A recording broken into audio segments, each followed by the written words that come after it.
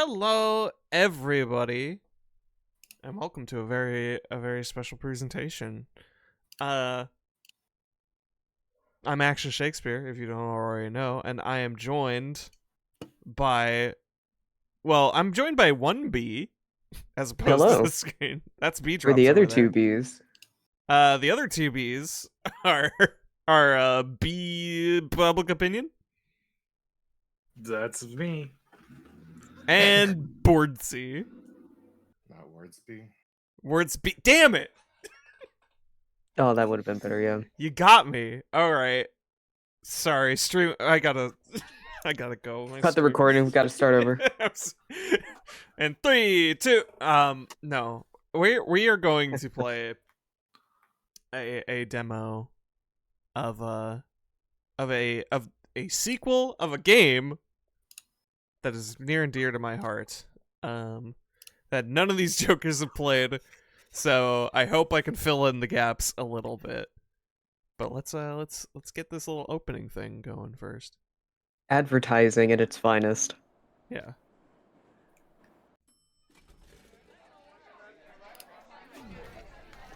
Don't look at me.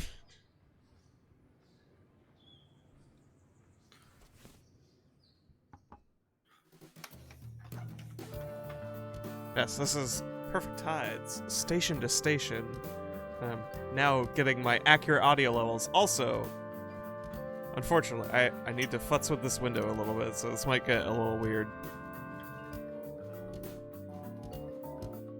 Because it starts off very big. I don't know if that's just a symptom of this build, but it starts off like just out of the scope of the top and bottom of my screen. So I need to adjust it slightly. But yes, Perfect Tides was, oh god, how long ago was that? Well, that was like 2022? Something like that. I remember it on your list for Game of the Year. Yeah, I've brought it up as definitely one of my games of the year 2022. It was an adventure game. It's very good. I need everybody to go and get it. It's my main thing. This is so loud in my ears. Hold on. Oh, everything cuts out when I leave the window. I'm sorry. But yeah, it follows the story of a girl named Mara, who is 15 years old in the year 2000. If you are old enough to remember those dates, boy howdy, are you gonna go through it a little bit. But even if you aren't, it's a lovely representation of the time, and as many have said, it is just a brutally honest depiction of being a teenager. Oh boy. Especially a teenager who is a little online in the early 2000s. Oh boy. Yeah, having web group friends and stuff. So yeah, you follow 4 seasons of her life in that game. On an island town, like off the coast of like somewhere east coast. Like, it's just like one of those things where it's like a ferry ride, but they put a whole town on there. She grew up there, but now she has left. She has left home. Gasp. And has grown up a little. Let's just get in there.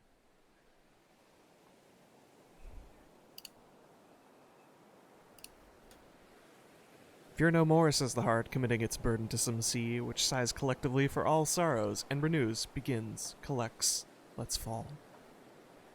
I don't know if I have to advance this or not. I read that very I think I do. Alright, great. Cool. Quote Virginia Woolf. Thank you, Virginia Woolf. Oh. It's a cliche to begin with a quote. You know this, but you're a fool. Oh, come on.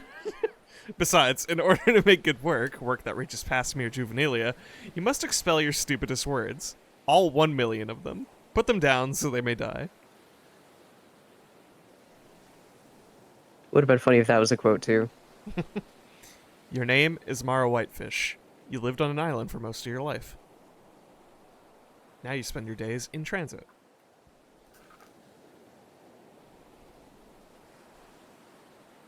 Ooh, fun transition. Yeah.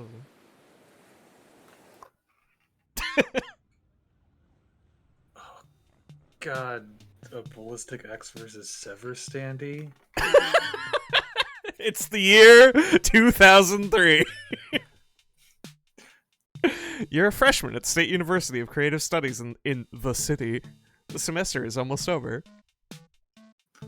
It's a long commute to school from your mother's apartment on the mainland. Instead of riding home, you often end up sleeping at Daniel's place. No one here seems to mind. Oh, you aren't the one who owns that, thank God. So I've brought 3 people along. Let us conduct community theater. Who would like to be this fellow? Sure. Okay, yeah, go for it. Points at this naked man.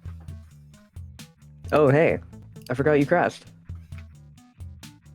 Yeah, I was pretty zonked. You look pretty tired. Zonked. Where did that shit come from? Language evolves, you dick. Get used to it.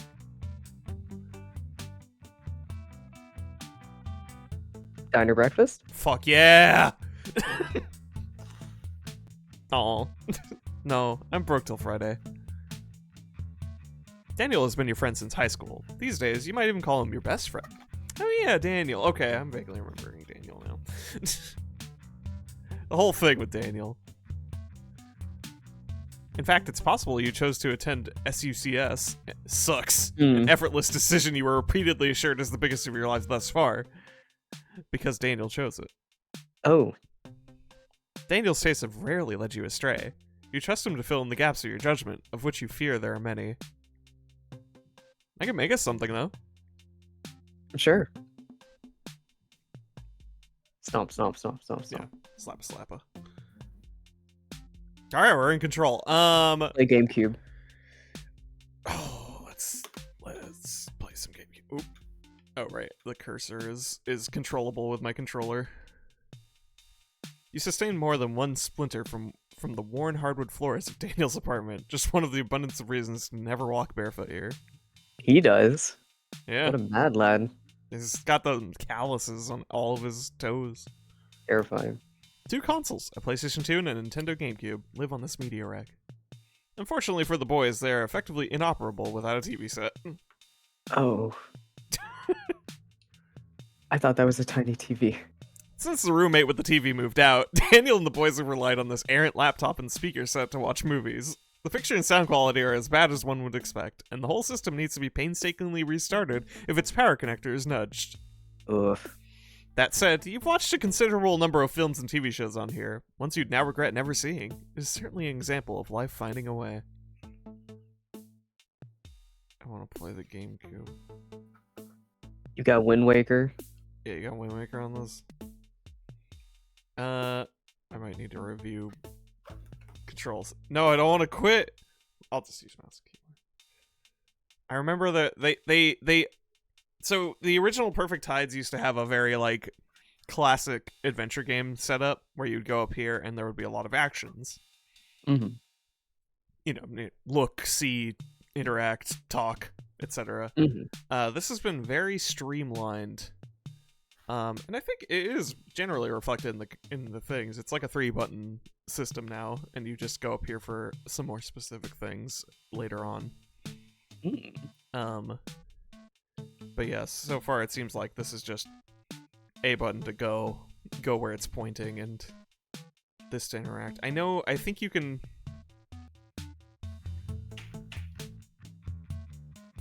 I don't remember if there's a specific interact. I don't know if you can. If you can't interact with it, you probably just can't interact with it. It's your trusty noise machine, simulator of ocean-like sounds that Daniel and his roommates graciously allow you to keep at their place. By allow, of course, we mean that no one has ever noticed its presence, let alone voiced an opinion about it. A promotional cardboard standee of the movie Ballistic X vs. Sever, 2002. lives behind the apartment couch. Although you've never seen the film, you know it represents a dearth of creative output in Hollywood. Its original script having been rewritten into oblivion, not to mention a devastating $50 million loss for Franchise Pictures and Warner Bros. Entertainment. From what you understand, the standee was acquired through great hardship by one of Daniel's former roommates, who smuggled it home after closing up at the theater of his employ, having what Daniel describes as a hulking presence. He was able to walk it home under his coat in one piece. Since moving out, the standee's gargantuan owner has repeatedly promised to return for his treasure. The fact that he lives on the West Coast now does not bode well. Oh. That movie sucks. I haven't seen it. Oh, I Me kind of want to neither. see it now. I love these artifacts, truly. The battered living room camping chair has been in the unfolded position for so long that it no longer refolds. Until recently, an impressive number of crumbs have accumulated in the seat's deepest point. Ew. All gone in a single dare.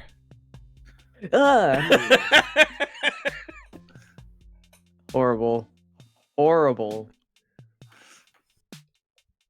Ah, the futon. You're home away from home. You spent many hazy mornings waking up on this lumpy couch, and probably almost as many nights falling asleep on it. Probably? Probably. This curtain acts as a divider between the living area and an unknown number of bedrooms, each containing its own unknown number of curtains, subdividing an unknown number of beds. I see. You better not sleep behind the curtain, even in an environment where people come and go freely. There must be some boundaries. This is truly believe it. ultimately college. Don't leave your pencils and pens on the floor. Yeah, look at that. The rug in Daniel's living room has never been vacuumed, and you suspect it's where the general hot doggy smell of the apartment originates. I'm going to throw a fit. What about the sock? Let me look at the sock. No. Okay. No, you refuse to psychologically. This media rack has been in the apartment for so long that no one remembers its original owner. It's possible it's always been her. Show me about these wizard and dinosaur figures. From here you can see into the alleyway between this and the neighboring building. During the day, the building super can often be seen moving broken appliances and a chaotic assortment of building supplies. At night, the visual is pure blackness, accompanied by a symphony of cats and the violent throes of life. Oh, good luck, kitties. What's going on? Oh, Or do you want this one or should I? God.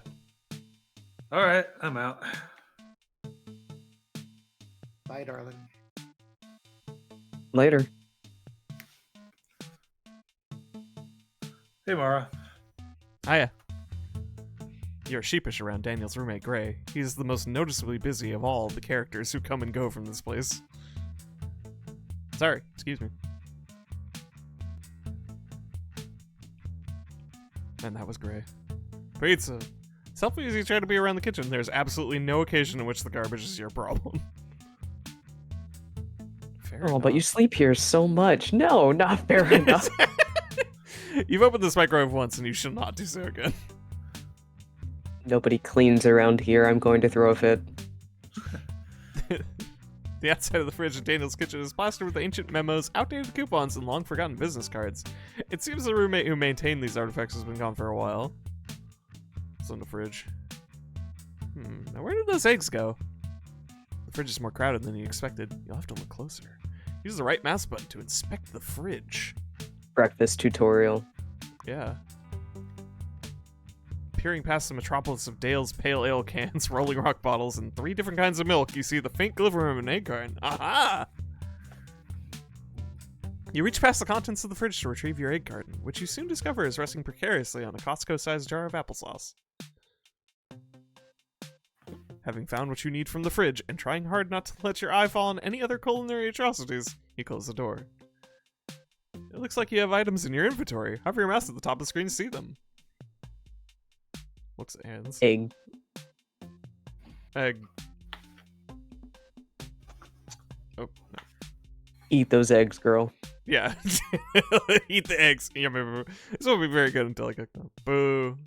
We're not talking about very good. We're talking about nutrition. Those sure look like uncooked eggs. Look at my Wow. eggs. I don't know. She does not care. No. They don't want it, and you don't want to give it to them. My eggs. Let's give Roll those them on eggs the the ground. float test before you try and cook them. Yeah, maybe. Can we access the sink to even do it? It doesn't do anything. Okay, there we go. Alright. Cook some eggs. Faith in the eggs. Are we just making a bunch of eggs? I guess, you know? You crack your remaining eggs directly into the frying pan. They immediately form a giant viscous mass. Want any, Ro? No thanks. If I eat this early in the day, I could surely perish. That's a relief. There's really only enough for you and Daniel.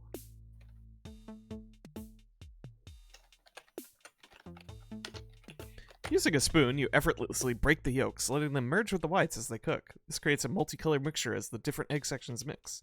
You call this the confetti eggs method, because every bite is a celebration. That's cute. You couldn't scramble your... That's fine. No, I need to stop criticizing these people. Be I'm nice sorry. to Mara. I'm so sorry. You're You'll right. have plenty more to criticize about her later, I'm sure. Oh, no. Thanks. What the hell is up with these eggs? You're welcome. I call these confetti eggs.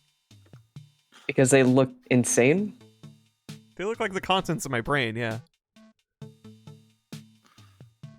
Walsh's class today? Yep. You going? I might skip. I don't know. Not really happy with my piece yet. That would be unfortunate. You find you can engage more deeply with the class when Daniel's there. Are you alright? That's a great question. Oh yeah, so we got choices. Do we want to be healthy, Mara? So, Perfect Tides 1 was a very linear game. That's not entirely accurate. There's some branching, especially like comparing to like missing things and stuff. Sometimes other stuff would happen. You can 100% the game for sure, but like you could miss stuff. But like it wasn't really like divided into choices. Mm-hmm. Of what I've seen of preview materials of this is going to change significantly. As this is, it's a bit early to say it, but like you're kind of shaping Mara's like experience with the world. What do we wish for her? No, man, that's a great. What would you like for her as the one who has played the game? What would you like her to say? Or who has played the first game? Mm-hmm. Let's appeal. Let's appeal to her desire to learn, and crutch. Oh, you should come. It's more fun when you're there. It is? Yeah, dude. The whole discussion is more lively. But my paper's a mess. So is mine. Don't be a perfectionist. Alright. Maybe. You'll go to class no matter what, of course. Can't be waiting around for Daniel to make up his mind. Well, that's good. You finish your eggs as quickly as possible, trying to focus on your obligations for the day. You have to work a library shift and finish your paper before class. Oh, right. You wanted to ask Daniel about a topic Walsh brought up in class recently. What was it again? You never had an easy time holding on to your ideas, and now that you're in college, you've resolved to start writing them down. You bought a cute, tidy little notebook just for the occasion, and ever since you lost it, along with an equally cute pen, you've been taking notes on your phone. Okay. Oh, I'm devastated by the loss of cute stationery, truly. Here's where you start all of your personal contacts. It's looking pretty bare. Certainly you know more people than this. You'll just have to add more names as you remember them. Oh, yes, and these are all the topics that you're trying to remember. Okay, so you've only collected one so far. But yes, that is like the main social menu. If your cursor turns into a word balloon of our person, you can have deeper conversations with them. To ask someone a question, left-click the person and hold until the pointer turns white. You can even ask yourself a question. Why not? We already talk so much. Now, what did you want to ask Daniel about? Oh. 1 second. Sorry. He's eating those eggs. Yeah, but so like your Nokia brick can separate some topics and people, so you can ask. This is like the new social menu instead of just having fixed conversations. The other thing pointed out in the Kickstarter video, as Wizard of Waldorf in the chat is also saying, is that sometimes you can't. I think the implication is that you won't be able to just 100% go through every topic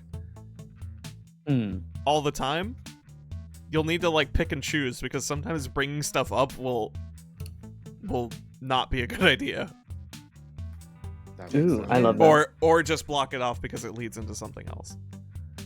So, you know, there's social dynamics to consider. Anyways, what do you think of... You're alright. You're okay. Incredible answer. She looks so haggard from this angle. Yeah. Oh, girl. You alright? Gotta smooth your hair out in the sink. You're alright, kid. What about yourself? Not a trustworthy character, if you ask me. Cute, though.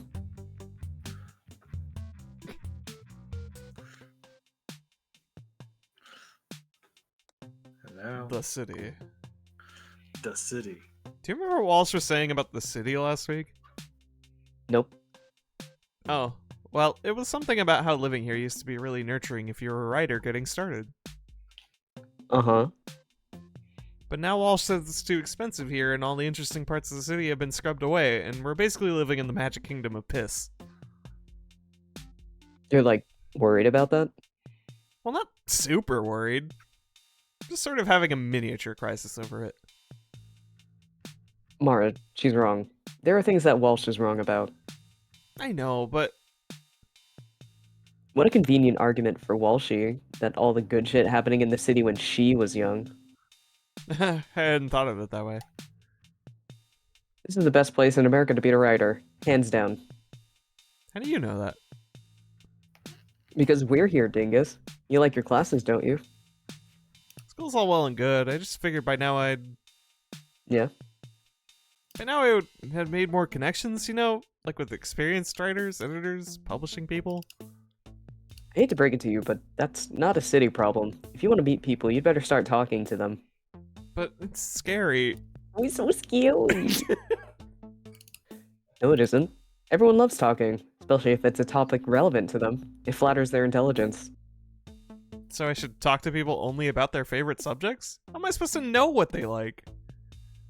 You might have to guess now and then, but the more you talk to them, the more they'll let you know. What if I run out of things to talk about? Then you'd better get yourself some more talking points. Here's a free one for you. Movies. You can't go wrong. Everyone has a favorite. Oh, yeah. man. Got it? Oh, that one hit my soul a little. Yeah. I haven't typed like that in a while. I think so, but man, Yes? this is why I became a writer, Daniel, so I wouldn't have to talk so much. Ah. Well, your first novel is shaping up great. My what? You know, 10,000 Leagues Up My Ass. Hey! Well, boom. What a guy. Yeah, God. The movie. Hold on. What do you think of yourself? What? Hate that bitch. No. Such a creature from the profile view. Oh my gosh. Daniel's a good friend. I can be myself around him, I think. Mm.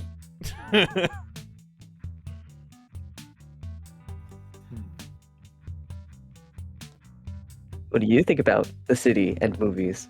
The city is incredible, but is it really the place I belong? Or am I just locked into the commitment I've made? Yeah, what's your favorite movie, Maha? The most recent movie I watched is Requiem for a Dream. Someone on Terrible Talk recommended watching the final act alone in the dark with my headphones on. Why I followed this advice without an ounce of suspicion is a great fucking mystery for the ages. I've Well, never seen that one, actually. actually. Okay. I know it's like a big movie, but it's much like Train Spotting. It sounds like sounds very depressing. Yeah. I can say that for Trainspotting. I didn't watch Requiem for a Dream last year when I watched a million billion movies, but probably should get on that. Someone, oh, man, it's itching my brain though. I feel like I watched something by the person who did Requiem for a Dream. Hey, Rosetta. Rosetta takes a moment to realize you're speaking to her, even though you've addressed her by name. Oh, hi Mara. Did I wake you walking through? Nope, I don't even hear you moving when I'm awake. What'd you guys get up to last night?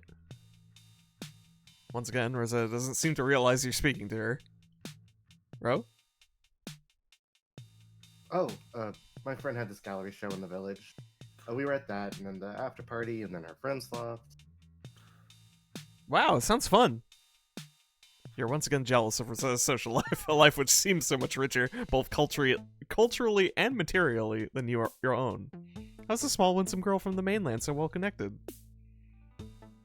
You mentally hum a few verses of the same old song about how you've chosen the wrong major, attended the wrong classes, bought the wrong sneakers, and bathed with the wrong 2-in-1 shampoo plus conditioner. It was alright. I really wanted to be home earlier, working on my own piece. What meat product are you splattering against the wall this time? That's funny, Daniel. Have you given your soul to the nearest median conglomerate yet? Painting sounds fun. I wish I was any good at it. Or, painting sounds fun. I wish I was any good at it. Try it then. Remind me and I'll lend you some supplies. Oh, it's Wait. a quest. What you'd really like is an invitation to one of those loft parties without having to learn how to paint. Sure, thanks. I will ruminate on that. You should. New person added. What do you think of the city? What does the world? Why does the world make more sense to Ro than it does to me? What club is she a part of that I don't know about? Painters Club. You don't want to bother Rosetta anymore while she's getting ready for what you imagine is a much more fun and interesting day than your own. Show me the Godzilla. Yeah! Yes.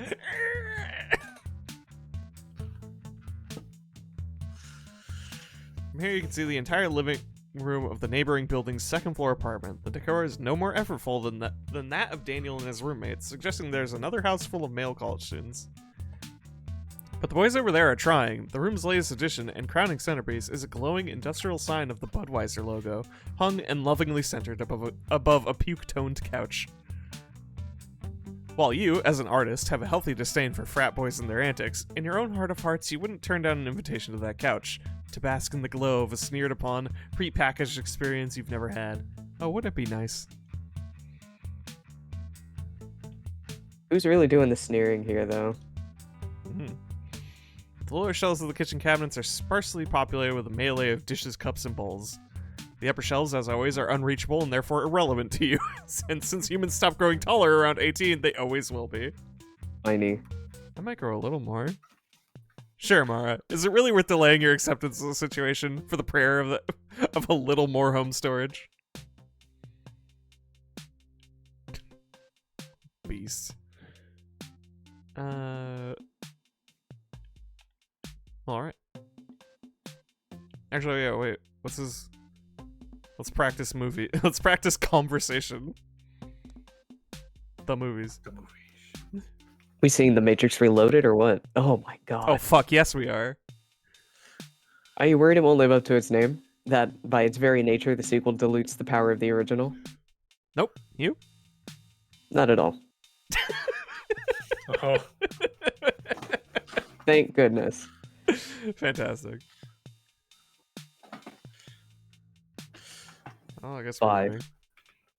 we're I never saw the third or fourth Matrix movies. Are you better off for it, maybe? I don't know. I heard the fourth one's good. I haven't. I think I only saw the first 3. I understand some things about the fourth one that I don't know how I feel about. It's a cool morning in the city, and you feel a moment's regret for not packing a jacket yesterday. But you've committed to dressing for warm weather, and so your decision must stand. It's not like Mom is here to see the goosebumps under your arms. You exhale contentedly. You have just enough time for a quick leisurely walk before work. I can't afford the diner food, but I want it. Weird Alas. O'Malley's. Weird O'Malley's. The store is all that separates you from the food, fun, and camaraderie at a night at Weird O'Malley's. Okay. Until recently, non-Applebee's establishments that served alcohol were practically invisible to you, but Weird O'Malley's is now a prominent feature on this block, enticing you to wonder just what you're missing. Weird O'Malley's is closed during the day. Besides, you're not old enough to drink, nor do you have a fake ID. The odds are stacked against you, Mara. An additional quest to get a fake ID or become older. Well, spoilers that this only revolves around a single year again. 4 seasons of Mara's life. Tight skin without surgery? Tell me more, Dr. Zismore. I often wonder what Dr. Z could do for you and your skin, which has certainly improved since puberty, but would never be described as prize-winning. Papaya hog. Papaya hog, oh my god. If the timeline of your pot smoking can be described as a career, Papaya hog was your first big break. Even now, the integrity of this oil-soaked snack stand brings a tear to your eye. They have never been closed. They are never out of matzo sticks. The staff have never looked you in your swollen red eyes. Papaya hog is here for you. Asterisk. Heaven. Papaya hog is not here for the delayed consequences of your purchase. There are no refunds. Famous dogs. We all need a papaya hog in our life. A little bit. Even you would have trouble justifying a 4-piece mozzarella sticks and an orange beverage from Papaya hog before noon. Weak. Cowardly. The city, or as it is often called, the big city. This is the neighborhood where you almost exclusively hang out. It has everything you could ever need, from food and friends to great cultural experiences. Just try and find a better part of town. Not that you've tried. Coming from perfect heights in the mainland, the transit system still intimidates you, and you're pretty sure you've barely scratched the surface of what these few blocks really have to offer. The city is unlike anything you've ever seen. The people are open and direct, which you find familiar enough, but they're also completely unconcerned with your business. Back when you spent all your time on the internet, you longed for a physical world in which you to move around invisibly. The city has provided. Here, at last, you can truly disappear into your pursuits. It's too bad living here is virtually unthinkable. Mom can't afford it, and it'll be years before you can imagine selling your first novel, let alone writing for a literary journal or the local alt weekly. Until then, you are a visitor, relying on the generosity of friends with non-moldy couches.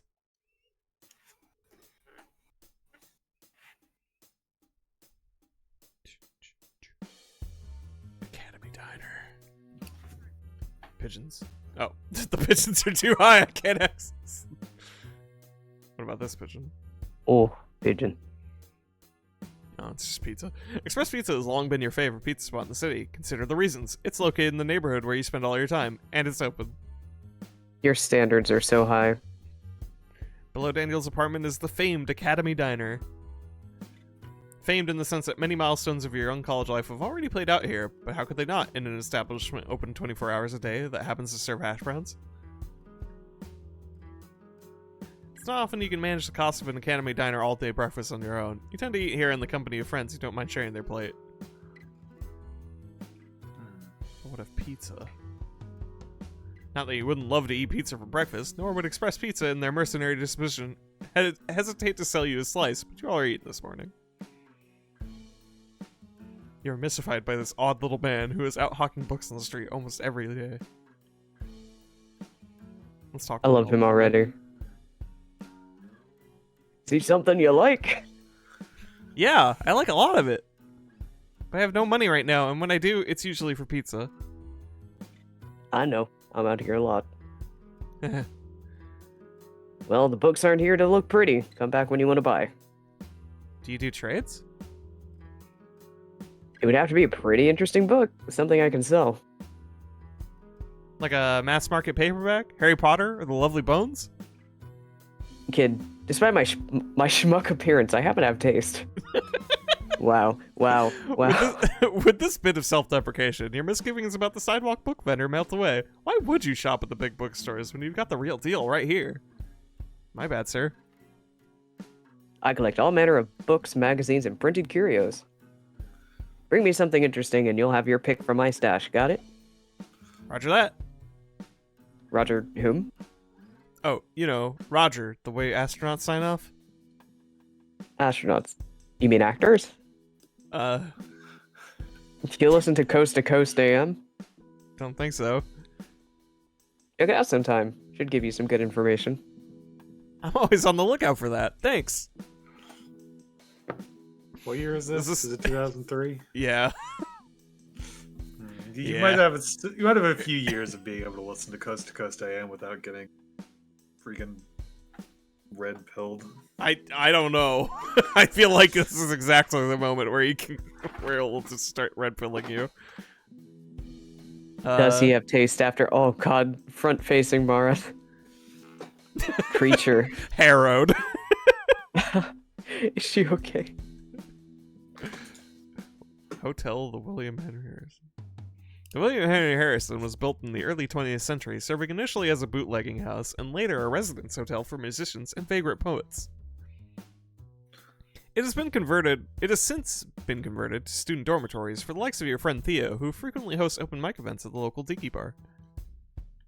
Good old Theo. Who's this? Is this Theo? Yeah, you met Theo last fall at orientation and have been hanging out ever since. He's in his early 20s, having attended at least one college before landing at Sucks as your roommate.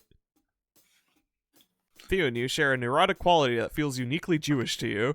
While you appreciate this about him, it manifests in ways that are vexing. For instance, instead of disappearing into the darkest center of himself, Theo externalizes his disquiet into nouveau causes and unbearable public performances.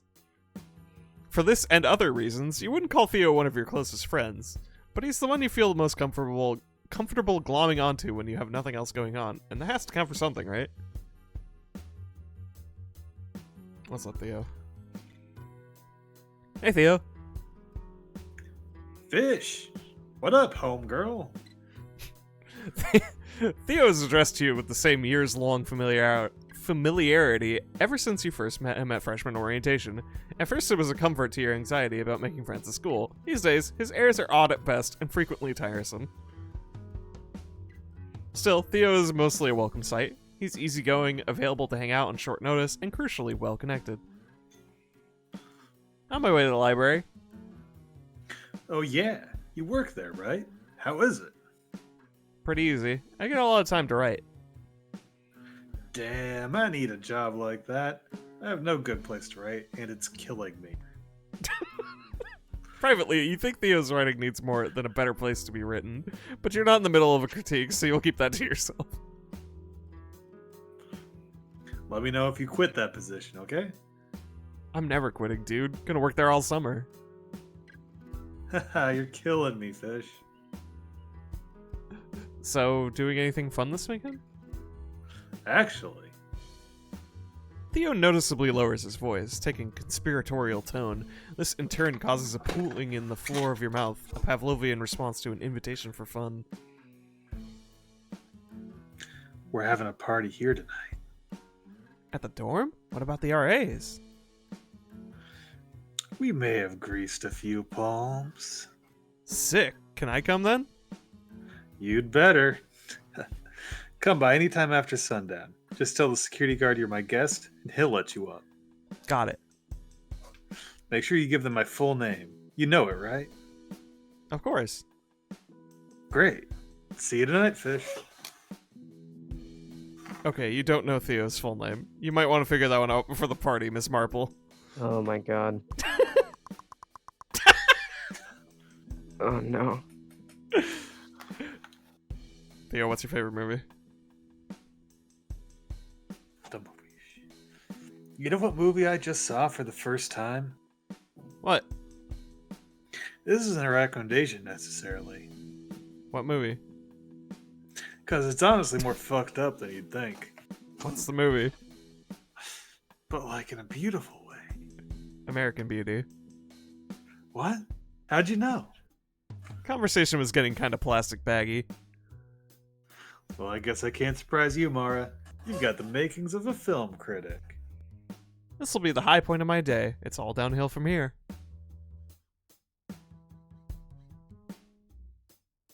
The city.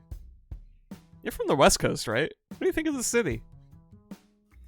Oh, I like a lot of the stuff here, but... But? Ha ha ha. What? But you East Coasters, you're all so impatient. Impatient for what? For like... For you to finish your sentences? Just spit it out, dude. Come on, I gotta run. No, that's exactly what I would have said. Eventually, in softer words. Sounds unbearable. Yeah, it's probably best if you keep living here. Yeah, this has been helpful. Thank you, Theo. Oh, I'm glad. It's always nice when... Your mind has already wandered through 10 other landscapes by the time Theo finishes talking. Who knows what this guy's on about? And if it wasn't for that horse, I never would have been in college.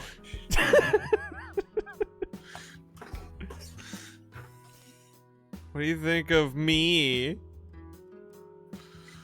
You're one of my favorite classmates. For real? Yeah. I always love when you voice your opinion. Gives me something to think about. I feel like I say the stupidest things in class. If by stupid you mean brave, then yeah, you really go for it, Fish. Wow, thanks. You're not totally sure you can believe Theo. He tends to be quick with a compliment, and his kindest words bring up an ever-sneaking suspicion that he would like to date you. Still, you can't help but grab onto the suggestion that other people like to hear your opinions. Where but Theo can you rely on such information?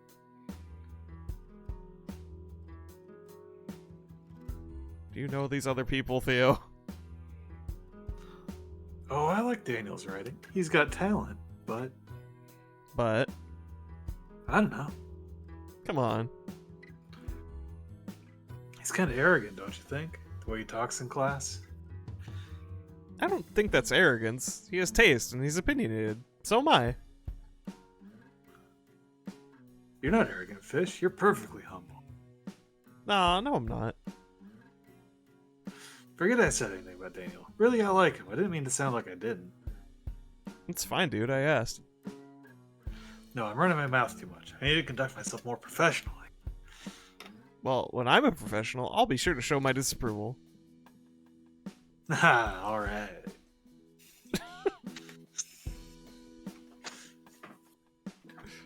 Yeah, I don't know if Theo is Jewish, but I guess Mara is latching onto that feeling. Mara is Jewish, I can say that much. There's like so many fascinating little trains of thought she goes on in that front. I think there was also just a thing about like her like seeing like a History Channel thing about Hitler like as a young kid, and it turned into like an actual boogeyman situation for her for a long time. Oh, jeez. But like to like comically misrepresented degrees of what that man was.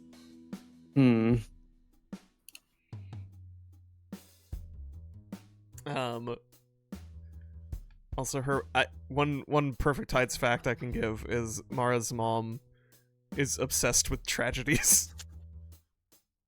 Like it's a special, like she has like a special interest of like tragic celebrity deaths. So like the first thing you see is her getting like commemorative Princess Diana plates. Fascinating. That one hit a little home to me. It feels like, I don't know. Is this a relatable point for other people's moms? I do feel like my mom is like a little bit of a weird morbid fascination for these sorts of things sometimes. I don't know if she'd collect the plates, but No, not really a thing for his mom. No, not like going like, oh my god, you know, this guy died. Oh my god, it's so sad. no. Like pretty like dutifully. Okay, I don't know. Well, Yeah. damn. I guess yeah, but I guess Meredith Grant just like reached into my house or briefly. Culture of moms. Anyways, there was that Oh yeah, Rosetta's cool. I actually used to have sort of a crush on her before she started dating Gray. Yeah, I know. But I don't anymore. Who do you like now? I'd rather not jinx it, honestly. We're almost done with freshman year and I still haven't found a girl. I'm sure it'll happen for you, dude, when you least expect it. Yeah, I've been hearing that one for a while. Should I be expecting it even less? For a moment, you see the darkness behind Theo's eyes, with which you'd rather not engage. There's a limit to how much of a friend you can be. You are, after all, a girl yourself. The fact that you haven't dated him, even with the defense of your own relationship, means your reassurances will always have a bitter taste. Well, I better... Oh, that's you. Well, I'd better get to what I was doing. Yeah... Yeah, I was gonna say, like, we conveniently skipped over a couple of years, but you know what? No, I'm not even gonna discount it. Whenever we meet Mara's mom, it will probably come up. Ew. They aren't naming the city itself, but it's, you know, pretty understandably New York City. The big city. The big city. Dear demo user, eventually you will be able to look at this person, just not today. Lovely placeholder. I love that. Hi, Joseph. Fellow Islander. There you are. I haven't seen you in some time. You've assured Joseph more than once that being from Perfect Tides is a far cry from his island home of Granada, some 2,000 miles south across the Atlantic. Okay. Still, his search for commonality is endearing and puts you at ease. It has also moved you to pay for more than one regrettable fruit experience at a tourist price point. What would you like today? Nothing for now. I have no money. That is a problem. It certainly is, Joseph. See you another day then. Bring them some home. Sure, but there won't be much. See ya. The kings My mother of men. brought another 9/11 commemorative plate. The only thing I know about Grenada is that thieves, when they want to break into your home, they would bring bread that has sleepy meat on it, and then they would make the dogs go to sleep so they could rob you. Okay. That happens in real life? Wow. Mm-hmm. Cool.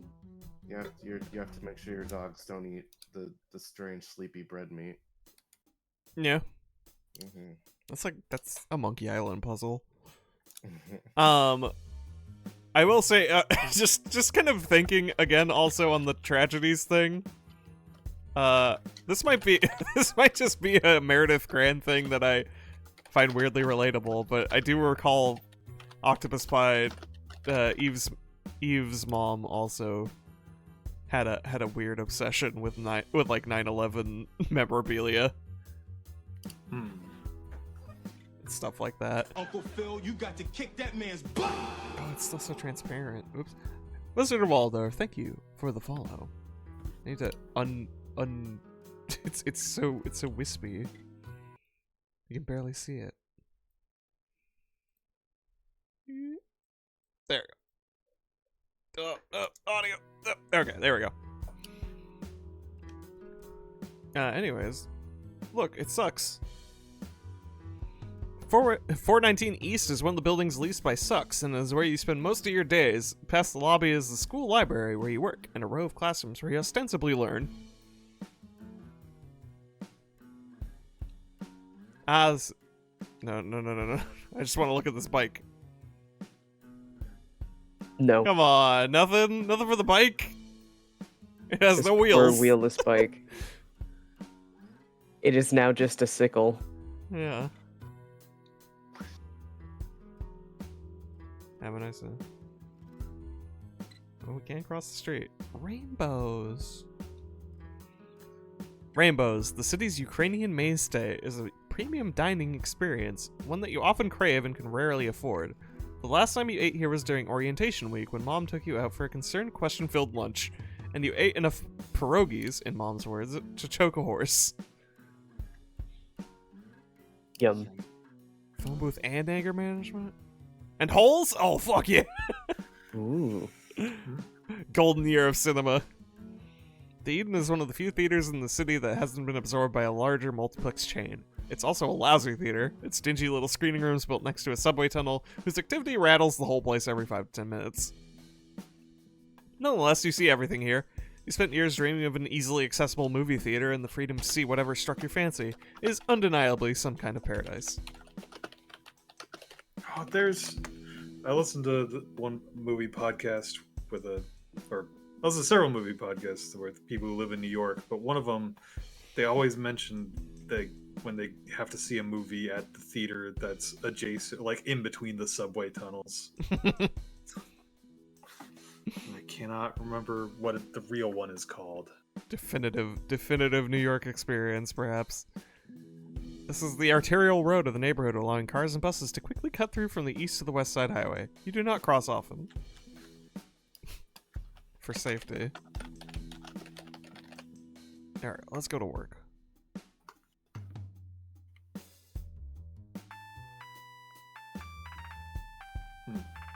It's Adam. The boyfriend. Oh, gasp.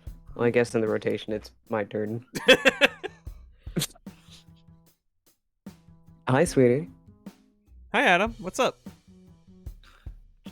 Oh my god. You gonna be this guy?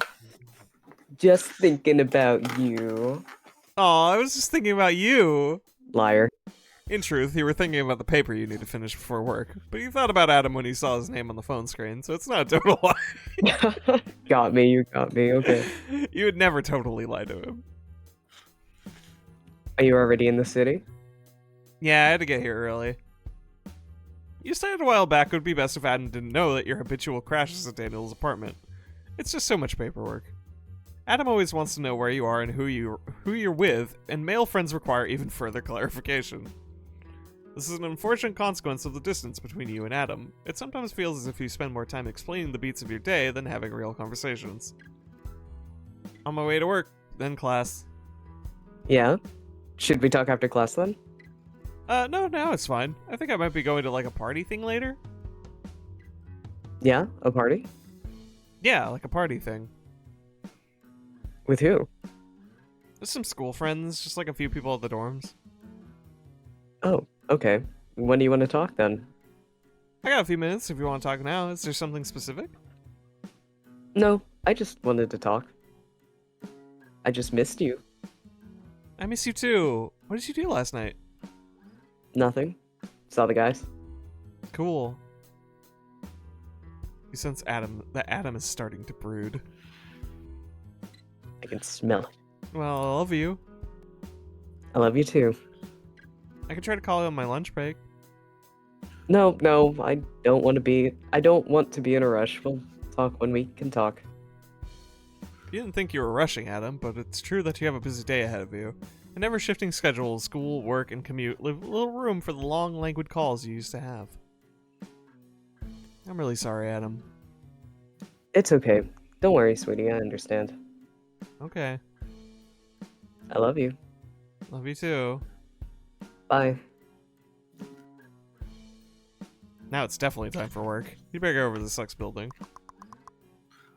Adam Lee. What? Oh, I love I understand from a gameplay perspective why his name wasn't in there already, but Yeah, right. I'm certain there's layered meaning in it not being in there. Adam and I have been dating for about a year now. I haven't been able to visit him since winter break. The distance really makes things difficult. It's a lot of the reason we fight, actually. If we could be closer, we'd be able to work things out more easily. But I have school, and neither of us can afford to move, so our sporadic visits will have to do for now. I know if we love each other enough, we can be patient. Yeah, long distance is rough. Yeah. Long distance relationship at 18 years old, yeah. Yeah. Rough. I'm sure, yeah, no, it'll work out, Mario. It's fine. Don't worry about it. Lost and found. School's lost and found box is rarely cleaned out, and its offerings are rarely claimed. Once in a while after a grace period, because you are so decent, you help yourself to its contents. There's nothing of interest in the lost and found box right now. But perhaps some kind of item later. You take a look at the current offerings on the free cart. In general, these books don't tend to pique your interest. They're too boring for the library after all. You're surprised when one particular cover catches your eye. You vaguely remember the author's name from a lecture in anthropology last fall. Not to be confused with the lecture in anthropology last fall, where you submitted a 2-page resume that named all of your written works and was bound by a creased corner. After a quick sweeping with your hand, which only serves to spread the grime onto your body, you open it and read. Ugh. Institutions, even those established originally with the object of securing equality, peace, and mutual aid, in the course of time become petrified, lose their original meaning, come under the control of the ruling minority, and become a constraint upon the individual in his endeavors for further development. Anarchism owes its origin to the constructive creative activity of the people, by which all institutions of communal life were developed in the past, and to a protest, a revolt, against the external force which had thrust itself upon these institutions. The aim of this protest being to give new scope to the creative activity of the people, that it might work out the necessary institutions with fresh vigor. Well, this is surprisingly interesting. You never know what topics will grab you, especially when you're avoiding work. Oh. Oh no. Unfortunately, your brief handling of the book causes it to crumble into dust, leaving you with only the spare knowledge you've already collected. Oh well, you better get to work anyway. Oh my god. Fuck yeah. Fuck it up, Mara. Let's dust. If I'm remembering right. Oh no, that's just the normal settings. This could Let her probably go. do. Yeah, look at it, it's just going nuts. I'm gonna bump this up like a little bit. I know there's like a different menu, but I guess we haven't earned it yet. Bye. Is that the exit? No. There's in the first Perfect Tides, there's like whenever you select quit the game, Mara will be on the menu with like a quote about quitting from a famous figure. How you should never quit. Dang. You used to drink from this fountain pretty often until the day you saw a student sitting on it with his whole ass so far back that the drinking spout seemed to be entering it. Now you buy the Diet Coke from the school vending machine. His whole ass. I hate it. I hate it. The water fountain should be sacred. This pipe is as hot to the touch as it looks, even in warm weather. Garbage. At the end of every semester, this trash can is simply never empty. You can't imagine throwing away your schoolwork as readily as some of your fellow students, but the joy in the ritual can't be denied. What's this place? Behind the door is one of the many standard humanities classrooms at Sucks. So far, you've had 2 classes in here. Jemima Walsh's Media Studies and Art History 1, taught by an irritable, long-haired man whose name you've already forgotten. Through this doorway is the school library, where you spent a sizable amount of time writing, reading, and ostensibly working part-time as a technician. Let's go! There's so many people.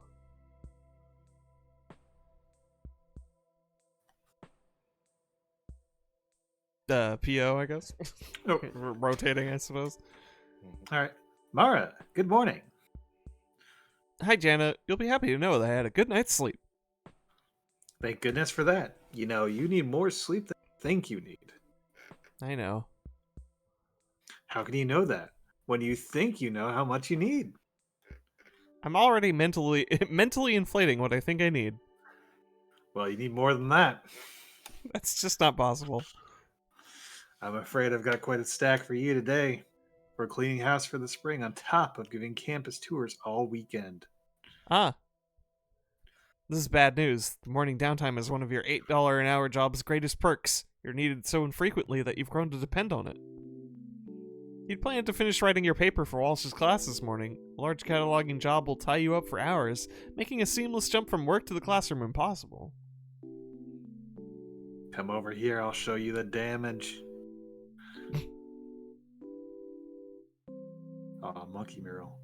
Yeah, that's a pretty cool monkey mural. True. This is only the first cart. I've got more in the back. When's the last time these books saw the light? Shouldn't we be getting rid of them?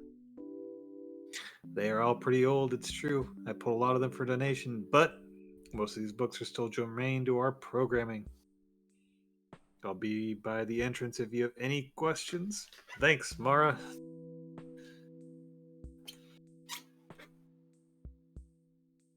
You know, logically, and at least somewhat in practice, that you shouldn't be repelled by ancient texts. You're here to study the classics, after all. Still, there's something viscerally dull about dusty old books. As objects, they stir nothing in you. They can't compete with the potency of the now. Even the most mundane new works can invoke the flutter of life, while these objects sit dead, inert, a reminder of decay. You wonder if Jana would accept any reasonable excuse to beg off from this assignment. It would have to be a pretty good one. What's the shrimp? This journal is published by the school itself and is meant to highlight the visual, written, and performing works of its graduating class of 2002. You and the rest of the school will get around to looking at it eventually. Dragons. This is a collection of popular fantasy titles. Prominently featured is Neil Gaiman's dark fantasy Coraline and Aragon by Christopher Pellini. The latter was famously written when the author was still in high school. That's why everyone wouldn't shut up about it.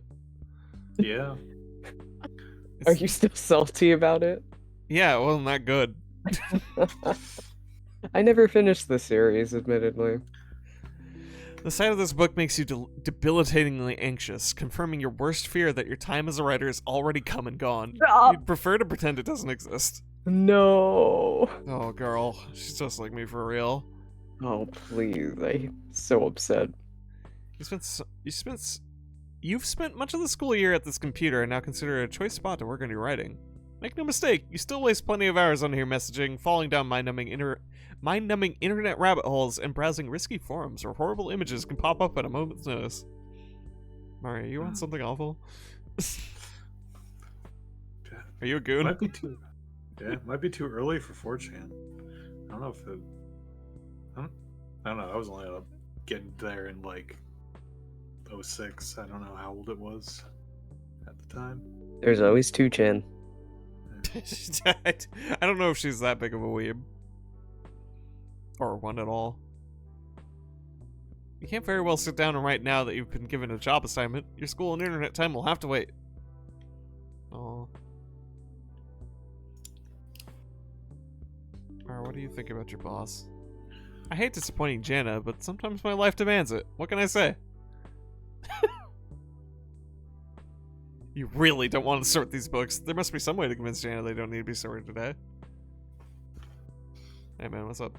You rather keep the mystery of the studious patron alive. Why talk to him and spoil an image so peaceful? You do not want to make yourself known to these students. It's better this way. This is exactly how I felt too. This shelf is for non-fiction texts. It covers everything from world history to contemporary design theory. Barring shelving work and specific class requirements, you don't spend much time looking at these books.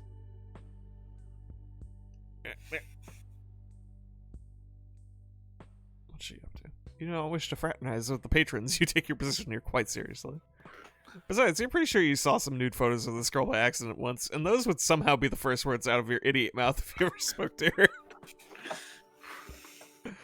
Oh my god.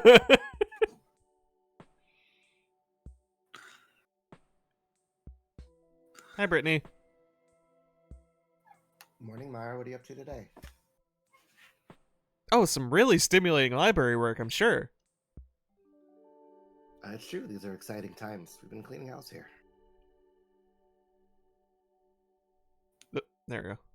You feel guilty for being sarcastic when Brittany so clearly means it. Have you checked out the free book cart by the entrance? I added a bunch of stuff this morning. Yeah, I actually found something cool in there. Awesome. Which book did you find? I don't remember the title. It was interesting, though, and it crumbled in my hands after I opened it. It doesn't really narrow it down. Well, I'm tasked with carrying its knowledge now. Wonderful news. Keep it safe. Can I talk to you about anarchism? No. Hi, Brittany. What's up? Oh, it's just the same? Okay.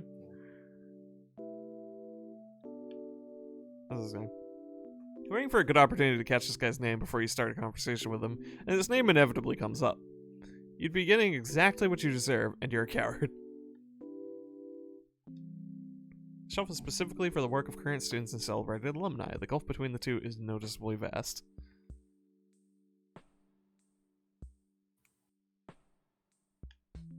What if we... Oh, we got VHSs here? The school library boasts a modest collection of VHS, pared down considerably from its former greatness. The plan is for every title to eventually be available more permanently on DVD. Given how bulky and low fidelity cassette tapes are, you support the initiative for an all-digital archive. Still, you've noticed some lost or damaged cassettes falling through the cracks of the upgrade process. Oh. A shame. Yeah. But part of why this switch is necessary. You don't understand the horrors that await you, Mara. I'm so sorry.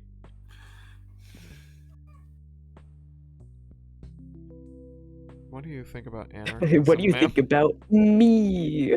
Yeah. Do you think she knows Theo's last name? You're a lovely young woman, dear. Perhaps a little avoidant Of carbs. of criticism. Oh. Wow. Wow. Hey, you know Theo? Oh yes, I know Theo. He's a Oh, sweet cool. young man. Asks a lot of questions. There's a hint of exhaustion in Jana's voice.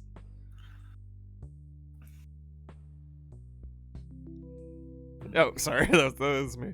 Do you happen to know his full name? I'm trying to know it without asking him. I'm afraid not.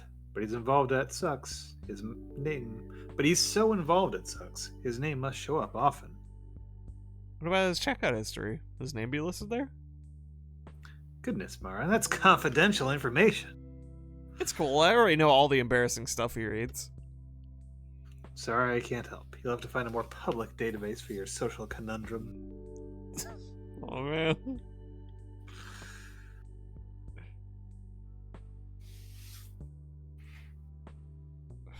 Let me dump about my boyfriend to you. I know you've mentioned your boyfriend before. You should bring him in next time he visits. That's all I have to say about that. What about you? What? I hate to talk about myself, but if you've heard anything good, I'm sure it's true. Haha. That does intrigue me. What's your movie?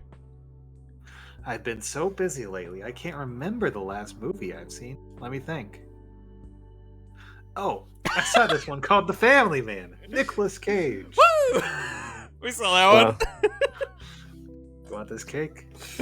I want it. Is that the one where he wakes up and suddenly has a wife and kids?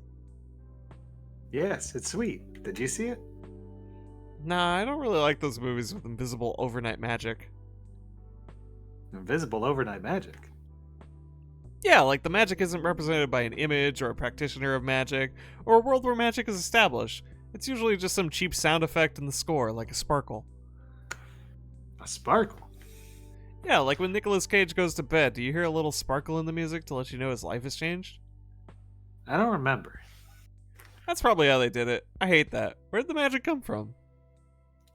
A higher moral power? God? So the audience needs to accept the existence of God to accept the premise. Yeah, I don't like that. I wouldn't say needing to accept it. Maybe just not be overtly hostile to it. Yeah, I don't like that. Hostile. There must be a lot of art you don't like it. Then. There certainly is. Why, just yesterday. Always nice talking to you, Mara. Dang. Can't go wrong with movies, he said. Yeah, right. That's your fault, though. Yeah, no. It's okay, Mara. It was actually it was practitioned by a magical black man, if I'm remembering the movie correctly. I thought he may have been an angel, though. He may have been an angel. I don't think they clarified. But he was definitely magic.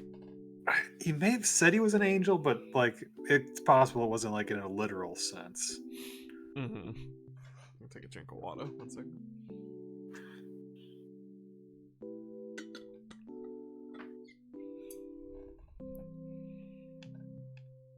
Alright, what do you think about the city? What do you want to know? I've lived here my whole life. How does... Oh, typo spotted! Typo spotted! Devs? Devs? This is what this is for. Oh, shit! I don't know if that took the screenshot properly. Oh. No, we can always go to the VOD. Yeah. Mara, how can I possibly answer that if I've never lived anywhere else? Oh, right. That said, I'm pretty sure it's the best place on Earth. Yeah, that's what they all said. Let's talk about our anarchism. So I actually had an idea. Yeah? About sorting the books, I mean. Oh, how exciting. I love asking student work. Ever do. I would love to hear what you have in mind. Thank you. So, how do you want the books to be cataloged? The thing is, I don't. Oh my god. This rules. Mm-hmm. And I got this idea straight from the library itself, from the works of Peter Kropotnik. Peter Kropotkin? The anarchist? Yeah. Ah, so you've read him. It's been a long time, I'll admit. But what does this have to do with the library? Jana, let me ask you something. Say you're at a dinner party with a big group of people. Okay.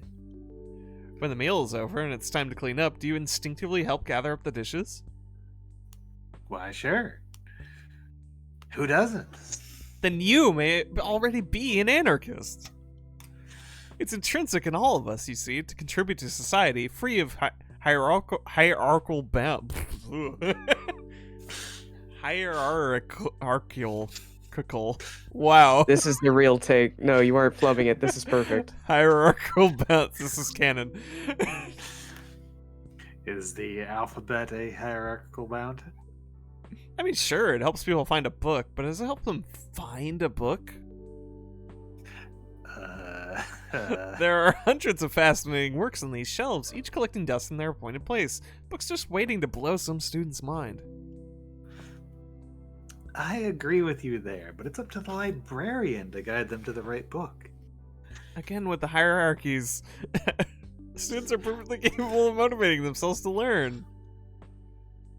In the wake of this declaration, something appears to shift behind Jana's eyes. It's as if some previously dormant sentiment, some forgotten dream, has been reignited. Oh. Well, Mara, if you have an alternative of mind, I suppose we don't need to sort those books. Great, thanks, Jana. I won't take up any more of your time. Dang. You'll bring me your proposal then, I trust? Huh? Your plan for restructuring the main stacks. I imagine you're looking for a self-managed approach? Yes. Great. Well, why don't you get started on that while the library's still quiet? Oh. We'll have to deal with the book soon, of course. Can you present it to me tomorrow? Sure thing. Perfect. That should be plenty of time to organize what you've obviously considered so thoroughly already. Should be. Great. Thanks, Mara. Glad to see you taking the initiative like that. What on earth have you gotten yourself into? This is going to be way more work than sorting those books would have been. Your stomach churns with the thought of letting Jana down with such a cheap scheme. You're going to have to see this through somehow. Oh my god. Here we go. Well, you are in school after all. It was just a matter of time before you'd get an assignment, right? All of your writing projects will appear here, along with all the information you need to submit them. You can access the menu anytime by clicking the notebook on the icon bar. Ding! Yay! More on this later, when it's time to write. For now, it'll be pushed to the jumble at the back of your mind, where all non-urgent matters go. Anyway, it seems you have the morning free. You can finally get online and prepare your schoolwork, in no particular order. Let's get online. I love to be online. Online right now. Do not use Wow. speakers. You power on the iMac and log into your student account. Though a novel and coveted device just a few years ago, this computer has grown creaky. But for your uses, writing and printing, email, messaging, and browsing the web, it does just fine.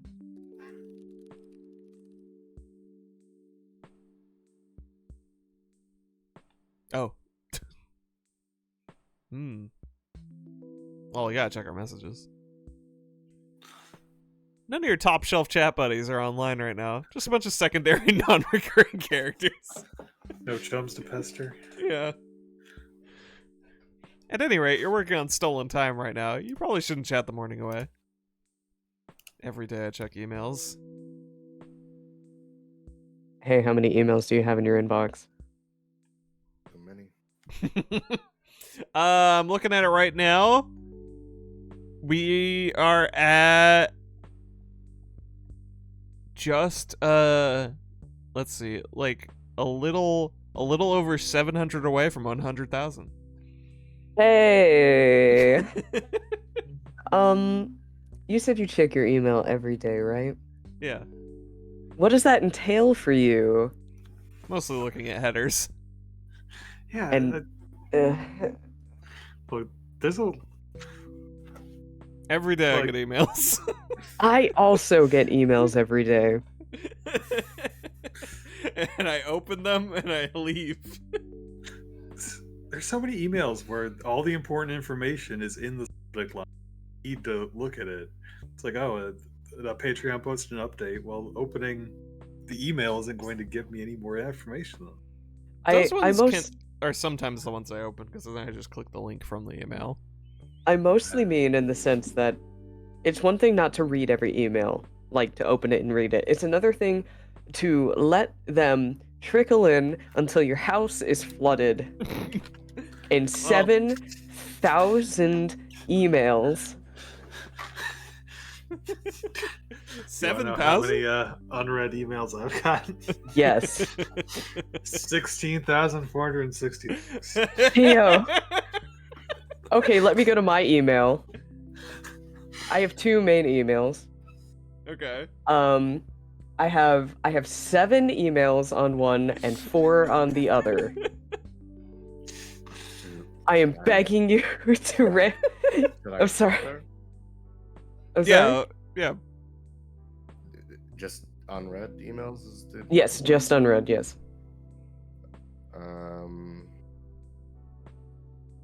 Oh, that's gigabytes, not emails. Uh.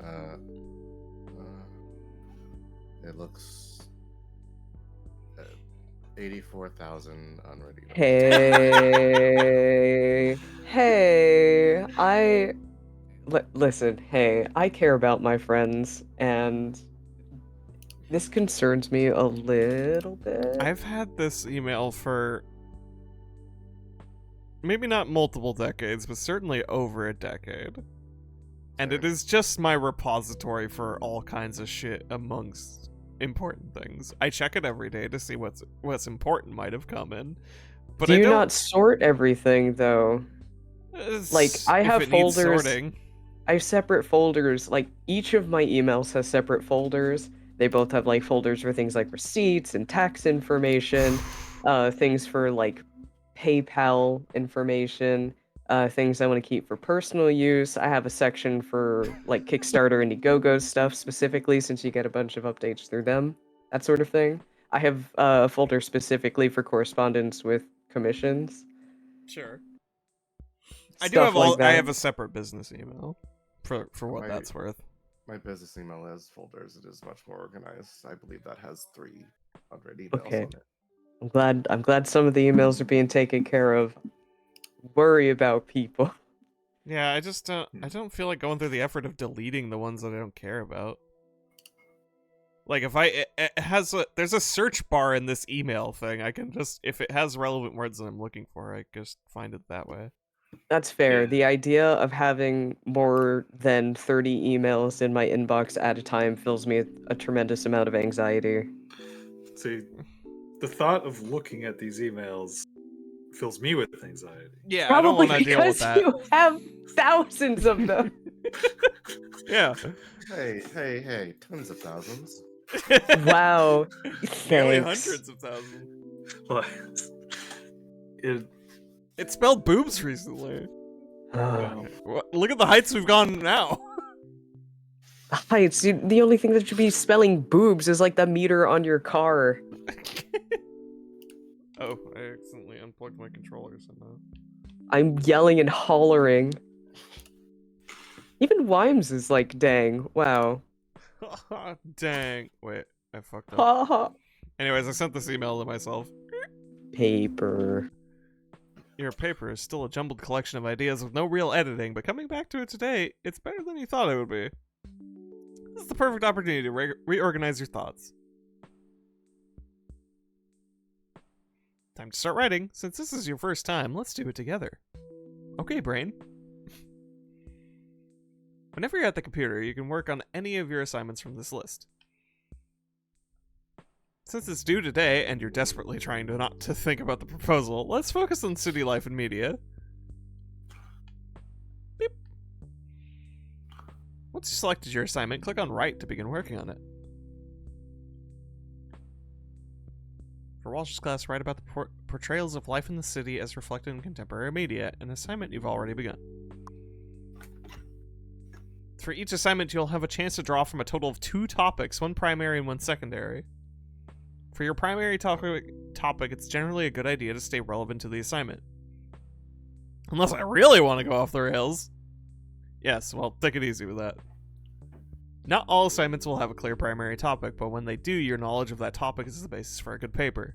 For instance, for your paper on city life and media, you should probably choose the city as your primary topic, unless you really want to confuse your professor. That can be pretty funny. Ah yes, you're quite the puppet master, aren't you, Mara? When your writing is poorly received, it's because you intended it that way, yes? I was just joking about writing something bad. You fell right into my trap. Anyway, let's select our primary topic. yeah. Rotate that cube in your mind! Hey, what's that rotating shape? Why, the contents of your brain, of course. I thought the contents of my brain were scrambled eggs. Well, it mostly is, but we're working on that. Every topic in your brain has the chance to be developed. As you further your understanding of a topic, its shape will change. And that number on the lower left corner will go up? Exactly. When in doubt, using at least one well-developed topic can add a lot of flavor to your work. Got it, so complex ideas are better to write with than undeveloped ones. What if all my ideas are undeveloped? Then clearly you haven't been reading, conversing, or experiencing life. All ideas will inevitably develop if you explore the world around you. But my paper is due immediately and I don't have time to experience any more life. That's frustrating, isn't it? On any given day, you'll need to choose between collecting more ideas and delivering your work on time. Sucks to be you. It's on you to make the most of each day while accepting the necessary compromises. This game hits home sometimes, huh? Yeah, Wime. Yeah. I've been trying to shout about this for 2 years. Yes. Anyways.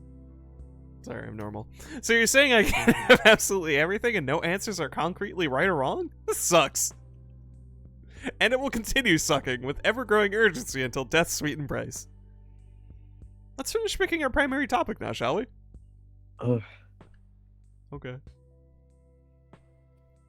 Hey, my topic changed color. That means you've already used it for this paper. Don't worry, it'll be available when you work on your next assignment. So I can reuse subjects in my writing? Sure, why not? All writers ruminate on the same themes. Just don't lean on any one topic too much. You're still finding your creative voice after all. Besides, if you repeat yourself often enough, people will eventually notice. Ah, there's the rub. Okay, now that you have your primary writing topic, the fun begins. It's time to combine it with a secondary topic of your choosing. This could be anything you'd like. Anything? I'm on a deadline here. You could always take the safe route and stay relevant for city life and media. That would mean selecting a media-related topic. Do you see anything like that here? Let's...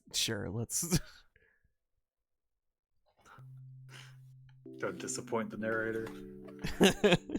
I will stay true to that.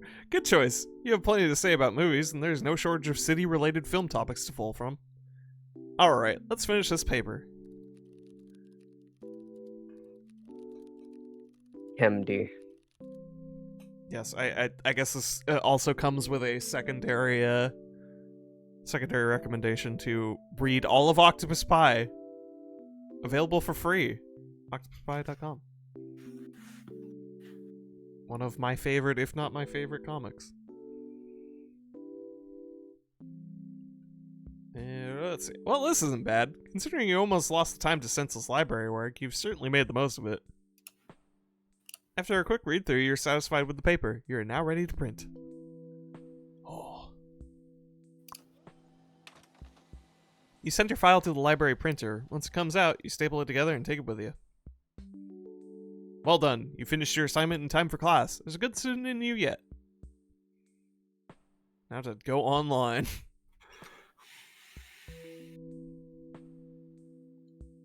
Give me that 56k modem noise. Aww. Do you have time for web browsing this morning? After a quick calculation of whether you deserve this, and I do, you navigate to the Blowtorch Media blog, your go-to authority on pop culture and media. You quickly scan this week's album reviews to see if any new releases have garnered the coveted 1000% rating, or even a close contender to the 900 plus area. These albums tend to be of great cultural and historic significance to the people who read the Blowtorch review blog. Unfortunately, there are no new classics this week, but a couple of reviews in the 800 range catch your eye, and records of this caliber rarely let you down. You'll have to download some new music at home. Better make a note of it. I've learned about music. Oh, if I went online, I could have talked about music in the city. The choices. You were responsible, though. I mean, like, that's the me choice. There's movies in the city, but sure. You'd better get back to the things you actually meant to do on the computer. You could sit here and read about albums you don't intend to listen to all day.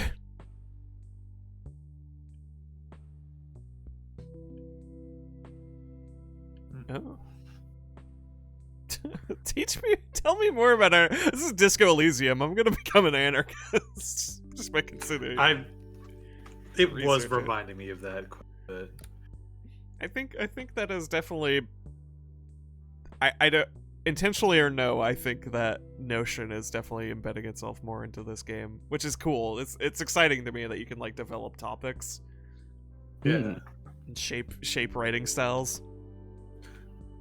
The top result for anarchism is a Usenet forum that claims to have been in operation in some form since the 1980s. You'd hope to find a concise primer on political theory, or at least a rundown of the best community practices, but the latest active threads seem to all involve one of the forum's top moderators, his alleged misdeeds, and a naming and shaming of his many defenders. Finding it all indecipherable, you abandon your search. Oh, okay. Tell me about the city. The search for the city yields many subpages of the official government website, providing information about municipal services, urban planning, tourism, and news straight from the mayor's office. How many drugs will Mara have to take this game to go full Disco Elysium mode? I wouldn't put it past this game. The most prominent feature of this website is a section dedicated to the infamous 2001 terror attack. We got it! We made it, folks! We found it! On the city's financial center, which claimed nearly 3,000 American lives. Here you can find a digital memorial to the dead, online research for first responders and victims of the attack, and a plan of action for rebuilding and venerating the land. On a daily basis, you do not seek out information about this event, which happened a year before you came to the city. In real-life discussion, it has been such a ubiquitous topic, so often leading into weepy patriotic refrains and hysterical warmongering, that you immediately regret its conjuring. Online, the discussion ranges from crazed racist conjecture to total ironic detachment and mockery of Lee Greenwood and the Crying Eagle. Occasionally, the line between these two sides can blur. In brief moments, it's sad to you that such a massive loss of life cannot simply be mourned, nor can the why of it all be soberly evaluated. But again, you're sick of the subject and how it has reshaped your environment. There's nothing more to say. Man. Yeah. I'm gonna look up movies. The top result is the website Movie Phone, which provides, in addition to the aforementioned hotline, reviews, box office insights, and showtimes. The current top-grossing film is the comedy Anger Management, starring Adam Sandler and Jack Nicholson, which enjoyed a record-shattering $42 million in revenue on the week of its debut. There you go. What if we search music?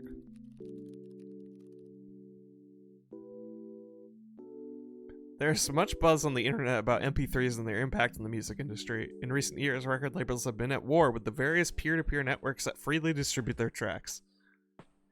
As of this month, the American technology company Apple has opened a digital marketplace for MP3s, selling files legally for 99 cents apiece. You personally expect this to stick to piracy, which is effortless, endlessly portable, and at the price that can't be beat. Oh, didn't mean to actually click movies again.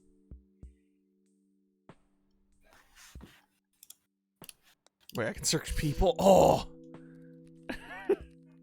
Google this man. I'm Googling this, man. It's a shot in the dark, but why not? You type Theo sucks into the search engine. You only sort of mean that. Thank you, game. Well, look at that. Theo has a web presence. He was interviewed for the Sucks website last year as part of a freshman spotlight feature. It's an awesome school, says freshman Theo Newman, who is part of the university's creative writing program. I'm here 3 weeks, and I've already made at least 15 friends. Newman. Sheesh. Newman.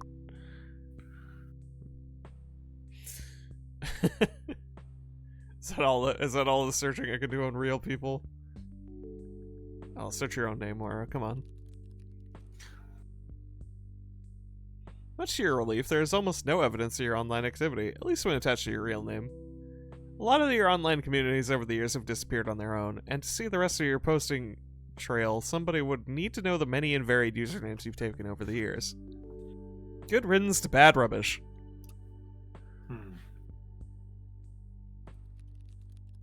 I have to look up all my friends. If Daniel uses his real name online, it's impossible to know. His name is so common and your results are so abundant that you can never find him this way. Has Rosetta Welch made the news?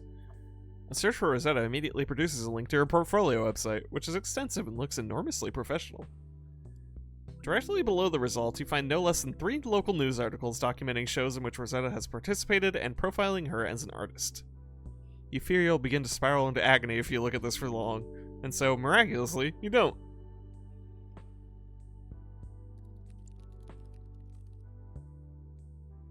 Googling my boyfriend. Sorry, Yahooing my boyfriend. This is clearly Yahoo. Searching for Adam leads to the website of the Small Scribe Festival, an event he previously helped organize through his university before graduation last year. This is actually where you met him. The event itself, a showcase of hot and upcoming authors, passed by in a blur. You spent most of the weekend touring the campus with Adam, watching him meticulously arrange the AV equipment while you yammered about your dreams. You even showed him some of the work you'd brought, pieces you were ultimately too scared to submit for competition. He lingered on your every word, smiling and shaking his head in admiration as he read. He seemed genuinely convinced that you were the real thing. Though nothing happened at the time, you stayed in touch. By the time you and Adam had made your feelings known, he was already living and working back home, 300 miles away. Ooh. Looking up my librarian. Jana's name produces exactly one result, the library staff page on the Sucks website, which provides a description of her current and previous jobs alongside a professional-looking photo of Jana. Yeah, it makes sense. Ugh, I keep thinking B will take me out of the menu. Die. Yeah. If it's gonna be anyone. I'm surprisingly flattered. Yeah. It's mutual. Aw.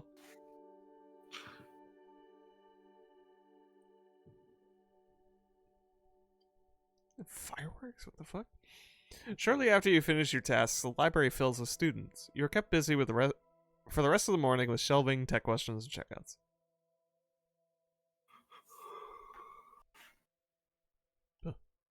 I am in control. Next floor up is actually an entirely different building full of medical experts and state-of-the-art imaging equipment. You have no business up there. You go to class? Oh. Media studies class begins the way it usually does, with you arriving early, claiming your unsought-after desk up front, and wondering anxiously if Daniel will show up. He does, and then another wave of concern washes over you. Your performance in this class is oddly staked upon both Daniel and Walsh's approval. You've never had a teacher you wanted to impress more. At the same time, Daniel is your only classmate who questions the educators as sucks in a way that seems pointed and not queerly individualized. Walsh, in light of this, is a formidable opponent. Even as Daniel pokes at the basis of her ideas, you can't help but see them for their gold. She seems unfazed by even his harshest interrogations. Why not show it then? Why does so much have to be artfully implied? Daniel, we all know you want to see more. Boobies. Fresh off a screening of the 2002 film adaptation, also watched last year, you've been discussing the outside demands, both recognizable and hidden, imposed on a writer as they craft a work for an audience. This game made for me. Kind of seems like it. A little bit, yeah. Now, yeah, who wants to... Words, how about you? Now wait, Daniel, you may have a point. Why indeed? It's called adaptation, Lime. It is about a screenwriter writing an adaptation of a movie. Or of a book, rather. Adaptation's production started as an adaptation of a book that they couldn't get off the ground, per se. And thus the movie became about the screenwriter, the real-life screenwriter, trying to make this happen. And that screenwriter is played by Nicolas Cage. And it goes way more insane than that concept has any more right to be.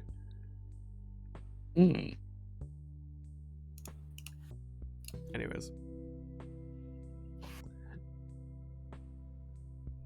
Whether it's books, TV, film, when the sex begins, the scene ends. We skip ahead to the aftermath. Why? Content restrictions. Well, sure. The media channel provides the budget and the distribution, and in turn we fit their standards. What about authors and directors? Who makes this choice? Commit this act of self-censorship, regardless of their constraints. I'm talking about films and novels for adults. Don't these two shy away from graphic or even artful depiction? And what about students? Free as they are to express such things, they often write very conservatively. We just don't want to give you our best material, Walsh. Clearly not. Ooh. Hey. Got his ass. My question stands. Is it possible that both artists and audience have trained their expectations, and with proliferation of media in our lives, does that not affect how we engage with reality? Wake up, guys. I'll put it another way. When it comes to the primal act in question, writers seemingly want to concern themselves with the events leading to its consummation and its aftermath. Posit that in turn, this is how we start to view sex in our own lives, a sort of blackout moment, a temporary loss of perception. We come to see intimacy as an inscrutable obstacle on an otherwise smooth narrative track, as something stories can only guide us towards. The rest is up to us. Can art not offer comfort and catharsis around sex, much as it does for topics like faith, struggle, death?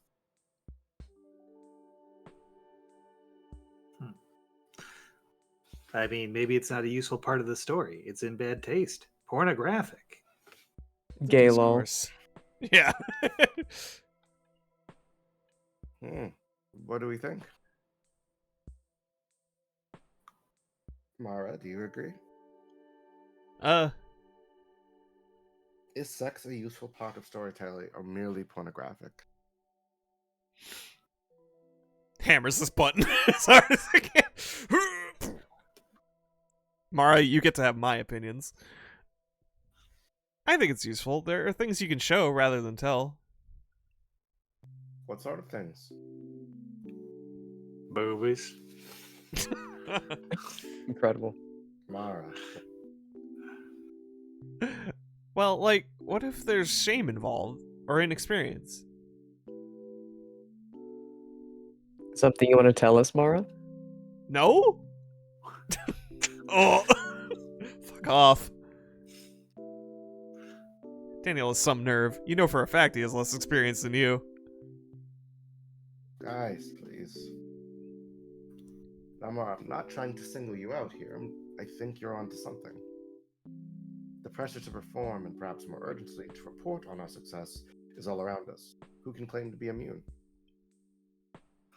For your next essay, I want all of you to think about the universality of desire, the ways and reasons we can tend to express it, and what can be communicated in character, theme, and beyond through its expression. I'm horny. Hilarious. Great take, man. Please use any media you wish to flesh out your case. It will be due next class.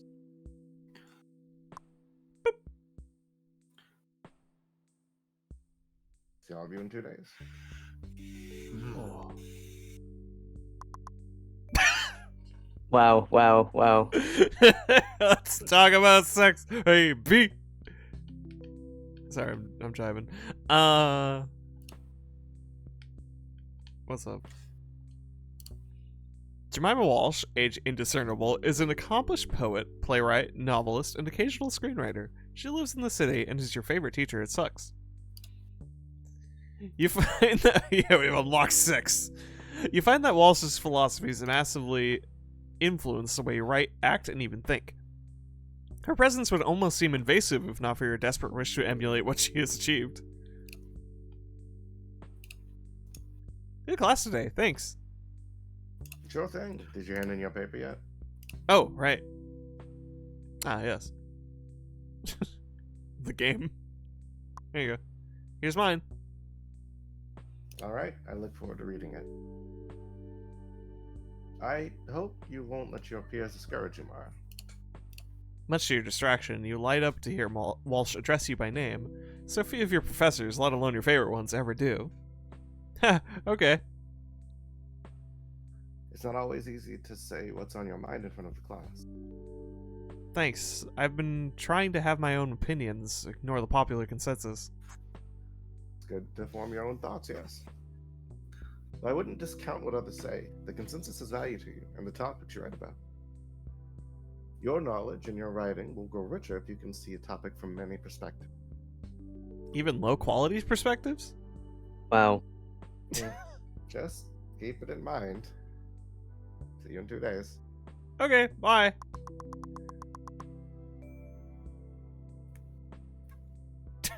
What do you think about sex? How deep into the top of sex am I supposed to get to for this paper? So she said, I wouldn't get terribly personal if that's what you mean. You can paint it in broad strokes. That's sort of a problem for me. I tend to get terribly personal. The truth about my life always comes out. Details about your life don't always reflect the truth. At least, not the truth you might have intended, so be careful with that. Righto. I'm trying to tell you delicately that I don't need to know about your life. Movies. See any good films lately? Let's see. I saw a terrific one just last week, City of God. Just spectacular, not to be missed. Oh, yeah, from 2002, right? You would say it's one of your picks for the year? It's not my anything, I just enjoyed it. I just mean, how does it rank? I don't like to rank or categorize works of art. They're already commodified enough. But I'd never know what art to pay attention to if someone didn't rank it. What's the alternative? You just said you're forming your own opinions. Yeah, I know. Yeah. Well, it's a process. Yeah. She said that after we literally saw her do research on a website's consensus on good music. So like the narrator, unreliable perhaps. The conversation trails off after this. He will seem to be similarly exhausted by it.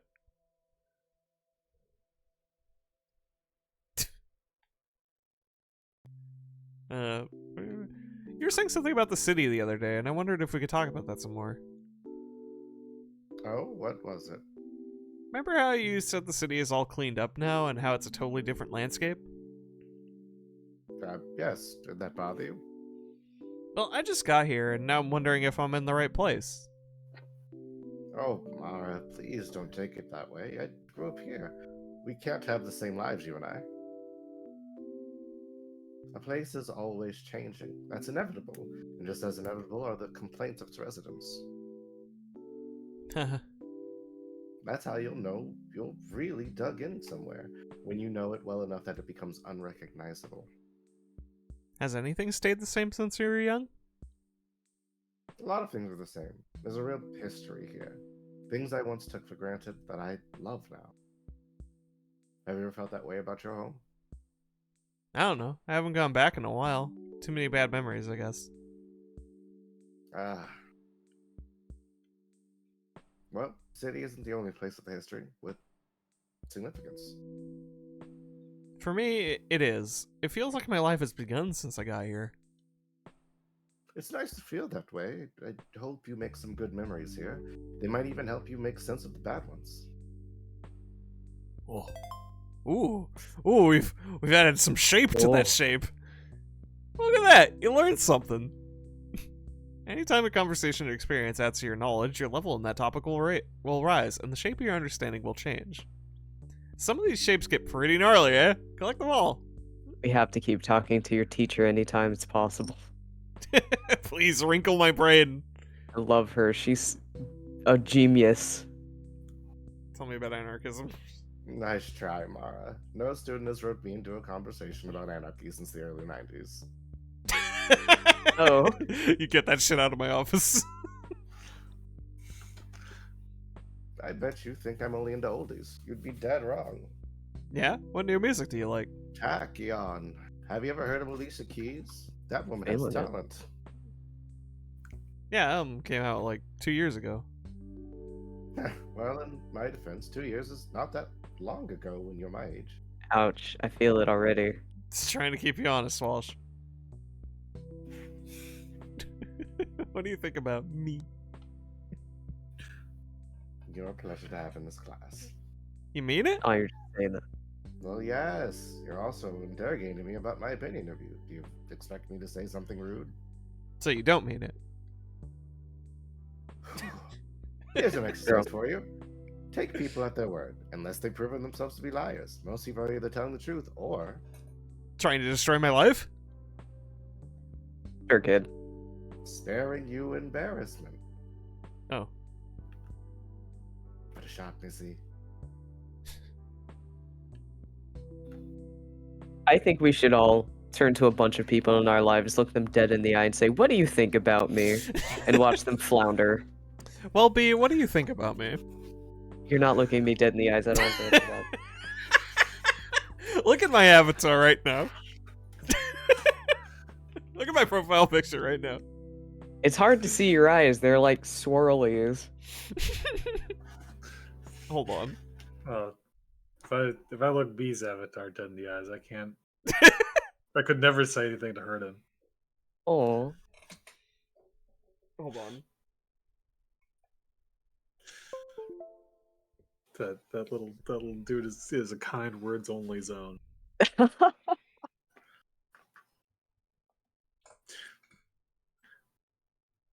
One second. Sorry.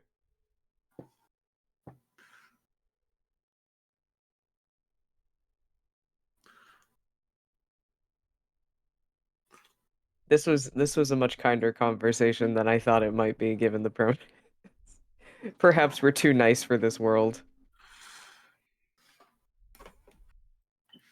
Yeah. You're all real. B? Yeah. B, check the Discord window.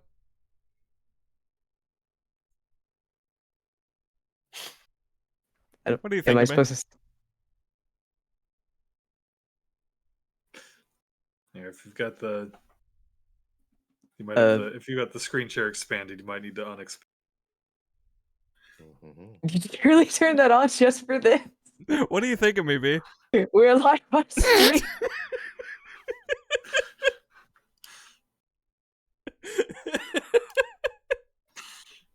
All right. Did you It's go over. and get the hat for this? Is that what you were doing? No, I had to turn on my webcam. You already had the branding on already for the stream. Listen, I'm listening. I do tend to wear it when I stream. I'm glad to know that the branding is very faithfully upheld, even with no webcam on. I have no way to prove it, but God, do I dress up for these sometimes. Shakes keeps kayfabe. She's always in character. I do know you wear themed shirts a lot. I just have the Splatoon shirt on though. Yes. What do you think of yourself? I'm nobody to write home about, really. Hmm. Okay, bye. Just you wait. We will write home about you. Yeah. Wallace has never employed the whiteboard or note-taking of any sort in her lessons. Perhaps that's because they are so inherently broad and engaging. Can't help but absorb what she's saying. On the other hand, a missed class feels like an entirely vanished experience, never to be recovered. You sometimes wish there were more words worth writing down, more for you to keep. Oh. There's something remarkable about this space, which resembles every humanities classroom you've ever seen. It sucks. The only thing notable about this particular room is a distinct smell of bagels and fried potatoes from the deli below. Oh, that would drive me insane. I would be so hungry every day. You don't like to sit at any of these desks. They are too visible while simultaneously doing nothing to distinguish you. In your work, and by extension your life, you aspire to be both hidden and breathlessly unique. Easy. Yeah. But what about the gay lol to graffiti? Alright, goodbye. Anything on the lost and found now? No.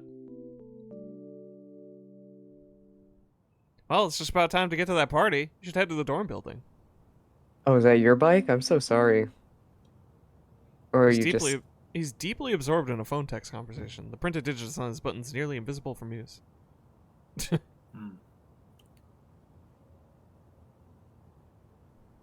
I would be so mad if someone took the tires off of my bike. I would wonder why you didn't just take my bike. That's not what this is about. What is this about? Do you hate me? Listen, I have a bike to ride. Yeah, I gotta replace the tires on my bike, and it's better.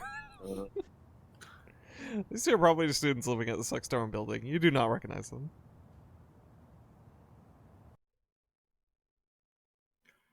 Yo.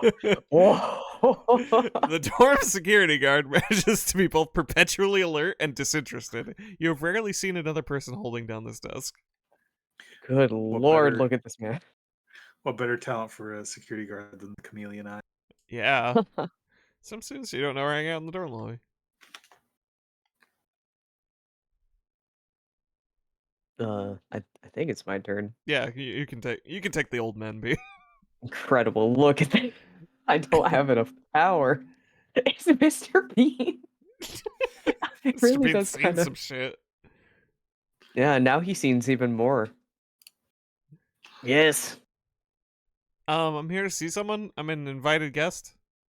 Of whom? Theo something. First name, last name. So many wrong choices we could make. First name. Newman, huh? Let me see. Yes, I've got you here. Mara, right? Yep, pleased to meet you. Uh-huh, you know the rules upstairs? No, sir, but I'd like to. Don't get cute now. No alcohol, no smoking, no pets, no overnights, no loud music. Gotcha. And most importantly, see that entrance door? The one you walked in through? Uh-huh. It locks at 11 p.m. You leave, you're out for good. Got it? Absolutely. Have a beautiful night. Already am, thanks to you. You're so sweet. 11 p.m. It locks. Right. You don't want to talk to these kids unless you give away to the whole room that you don't actually belong here. Fair enough.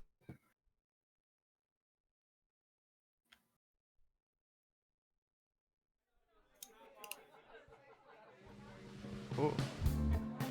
Oh, Oh, this is cool. I like it. Look at this guy. He's having such a good time. Oh, Is he? No. Revelers in various states of inebriety. Inebriety? Inebriety? Like, as I think, I'd pronounce it like sobriety, Yeah, but the opposite. that does make sense. I never considered those as opposite words. Or, companion words. Women.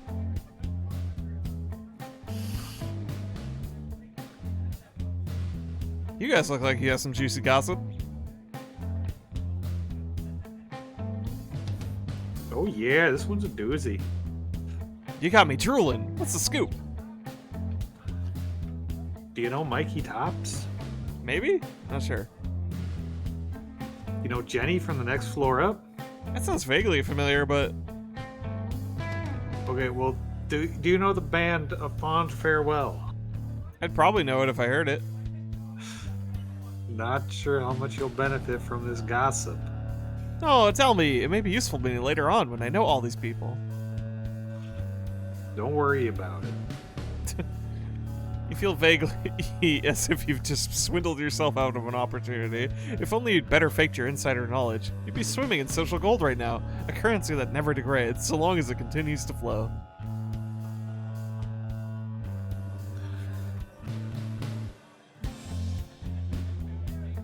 Where'd you guys get the beer?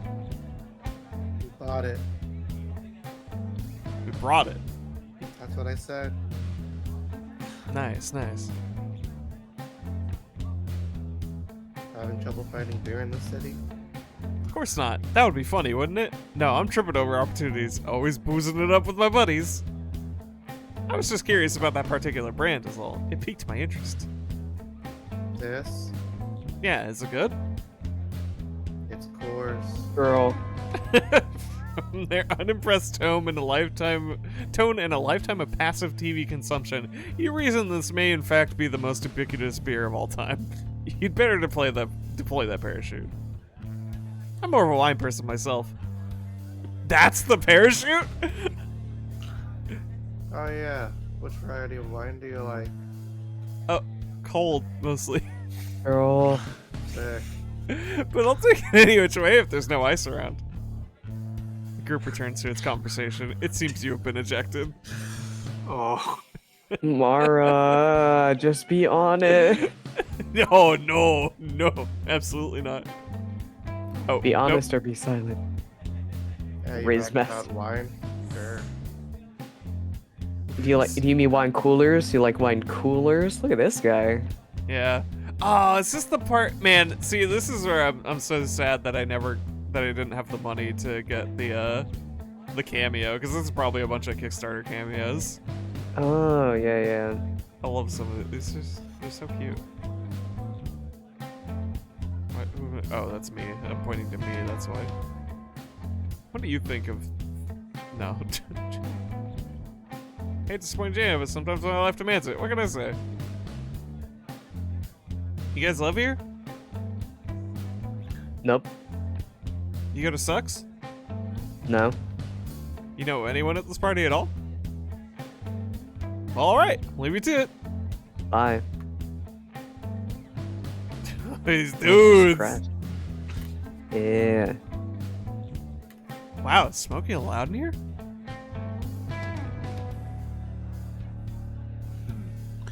why? You gotta report me? Absolutely not. That's the furthest thing from my mind. I actually think your defiance of building policy is cool, so... You a freshman? I am. How could you tell? Because you're saying all this stuff out loud. Oh, should I be keeping some of it to myself? Try keeping all of it to yourself until you know if it's a weird-ass thing to say or not. Oh. How am I supposed to know what's cool or weird to say if I never say any of it? That's a tough one. Huh. You're in an advanced stage of weird and annoying that usually gets banged out in high school. It'll get harder to resolve with every year. Please, doctor, cure me. Have you tried having a loser-ass friend who you can try all your dumb shit on? That's like basically all of my friends. Well, shit. It sounds like you're already in the leper colony. Not much we can do for you. No, wait. At least you have your people, right? You're my only hope, please. Whoa. God damn it! I wasn't sure how I'd feel, but by the end of that conversation, I think I like that guy.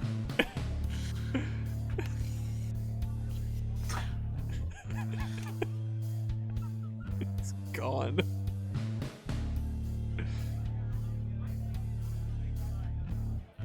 How are the old teams this season? Doing good sports? I take you're not into athletic competition. Huh? That's an understatement. I'm a writer, so I'm much more cerebral in my amusements. That's too bad. The mind-body connection of an athlete is really quite transcendent. I'm in touch with my body. I can stop myself from hiccuping. I can cry if I think hard enough about something sad. Cool. Well, call me when you can make a 17-foot shot with 10 seconds on the clock. I'll do that. So really, how's the team doing? We took a double-digit loss last night. Haha. That's bad, right? Yeah. Haha. Mara.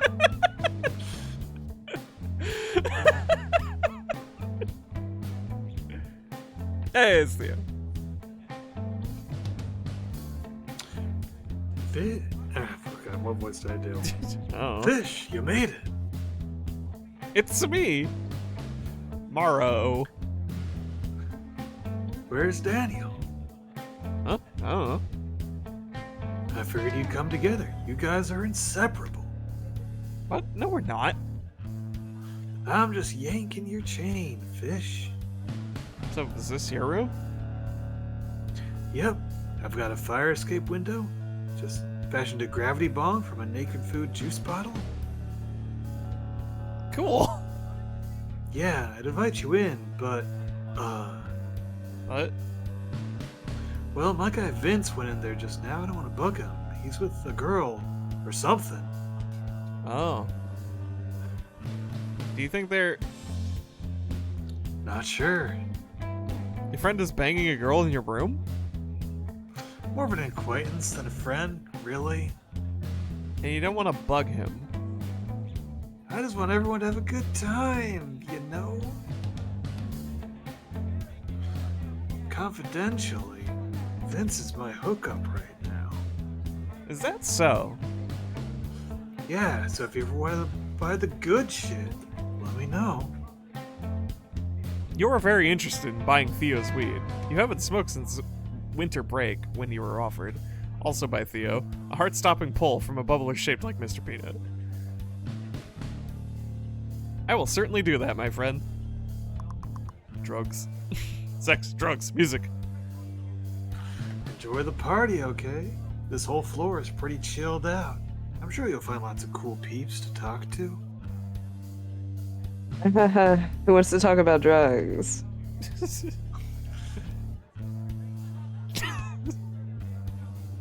Wow.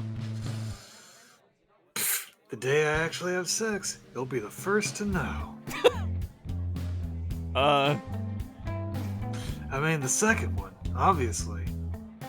Right. Oh, Right. Theo.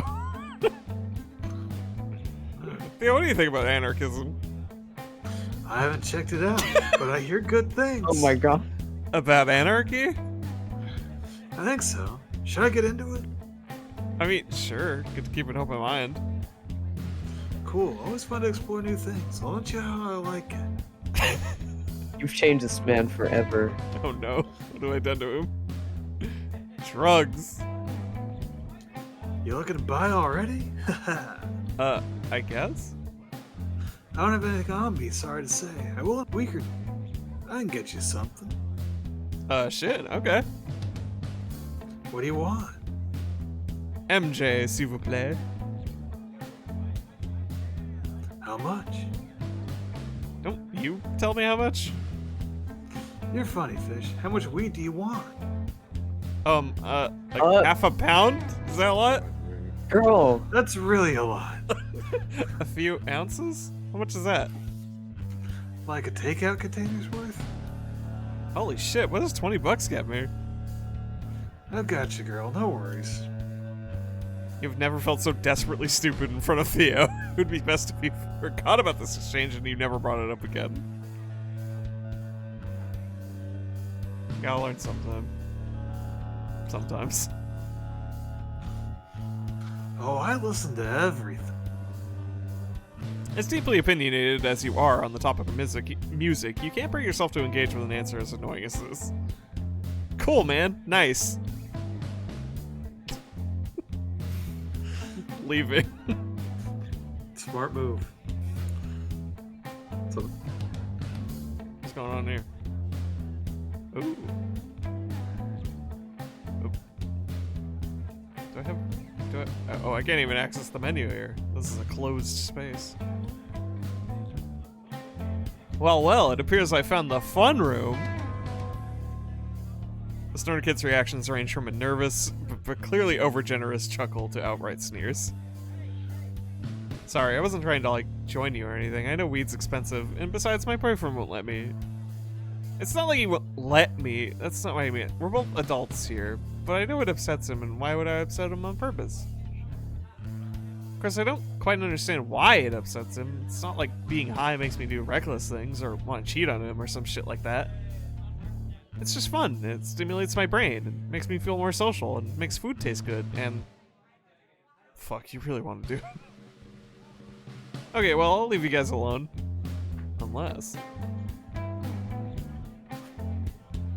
So getting high makes you want to slut it up on your boyfriend, or no? No. Wow, fuck you guys. You don't even know me.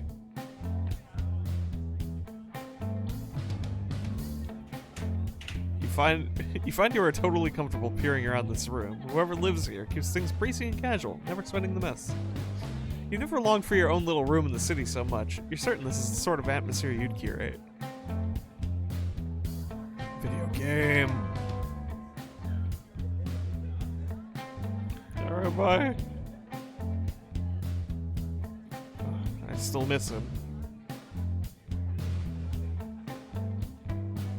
When you push on the dorm bathroom door, you feel the soft but insistent pressure of another human blocking your ingress.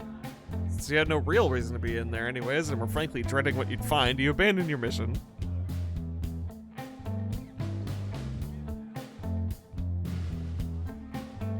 Just talk to Theo more? What have we not talked to him? His name. bunch of people. I'm an open book, Fish. What more could you want to know about me? Nothing, now that I think about it. Aw, jeez, that's harsh answer. You could have phrased that a little more gently. Oh yeah, Walsh is great. I took her pre-college creative writing class over the summer. We didn't interact much, but I think my work spoke for itself. I was thinking of asking her to be my next job reference. That would be quite an endorsement. Privately, you're annoyed that Theo had this idea before you, and that you won't possibly to be able to ask her Walsh a recommendation. No, another little typo, sorry. Won't possibly be able to ask Walsh for a recommendation yourself anytime soon.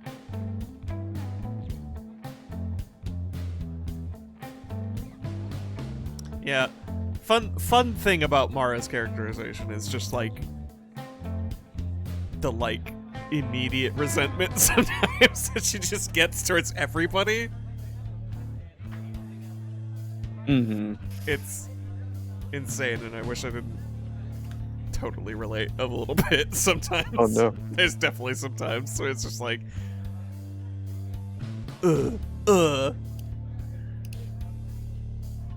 but it's like mirror to myself now. I'm just like, oh no. That is what my brain sounds like. Shut up.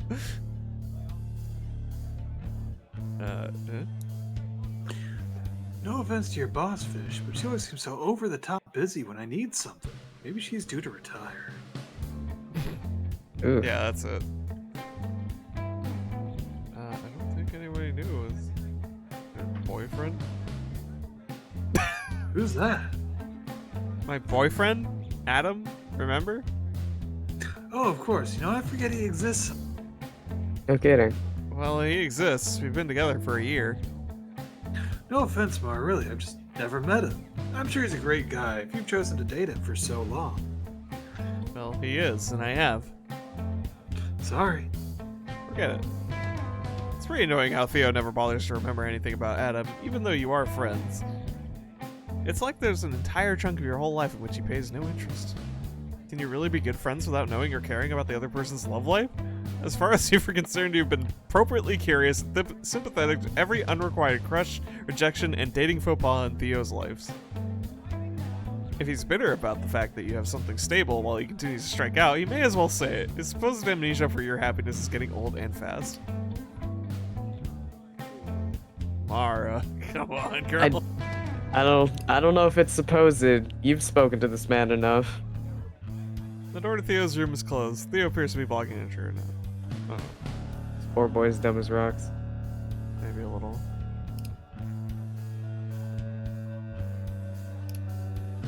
Hey, what's your deal? Was it my turn? I can't remember. I don't know. You Go know, breathe in the air, standing here. Cool, cool. Like anything? Does it look like I like anything? You look like someone who likes music. If you can call constantly getting your heart broken by something liking it, I sure can. We must be kindred spirits. well, alright, you sound serious. You want the lowdown on the next big act? My god, yes, I do. Okay, check this out. Black Eye.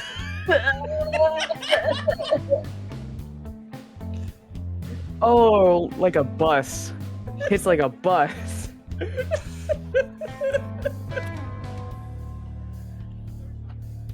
Black-eyed motherfucking peas.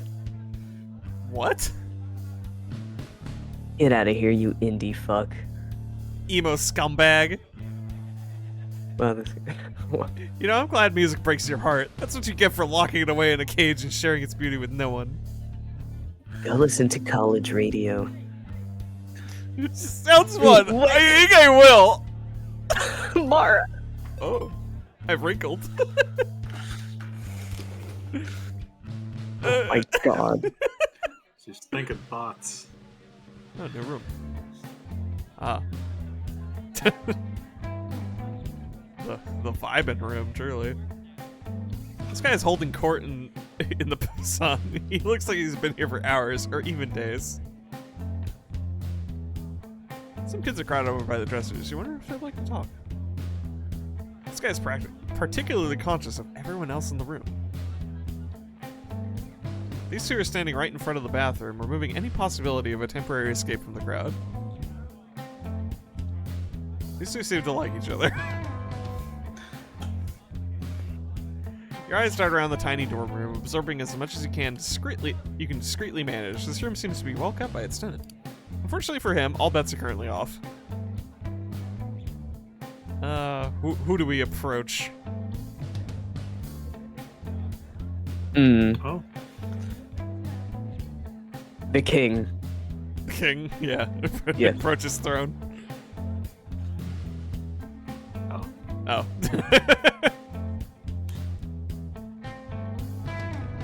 No. Yeah, alright. Well, let's be serious. Oh. Hey, everybody. What do you think about movies?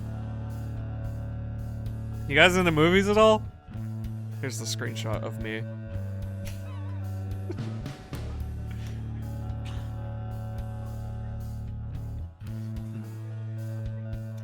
Whoa, whoa. You think you can just waltz into this room and ask us something so personal? Are you JFK? I gotta do something. I can't. Every Sorry. character is a new opportunity. I'm sorry. I shouldn't have brought it up. I'll go fucking die. How about that music? You The king. Oh. Alright. You in the email? I saw the Ataris and Further Seems Forever at Barbara's last week. I think that's the Ataris, but yeah. Atari, sorry. Wow, that sounds sick. How'd you get tickets? How does anyone get tickets? Showed up 20 minutes late and brought them off a scalper. Sounds expensive. Did you get carded? Wow, you're just living on a different plane of existence, aren't you? You're just a fake ID. Where can I do that? Any shade that's been a owner in the city can make you one. Ask around. Can't you just tell me who made yours? Can't you just be cool? I'm Wow. trying, man. I'm trying. But there's so many steps, and you're not telling me how specifically to accomplish them. You'll pay for your crimes. You'll pay for your crimes against humanity, dickhead. I know. Lock me up. Okay. How do you all like the New York? We were just talking about the city and how there's no real school campus. But the city is our campus.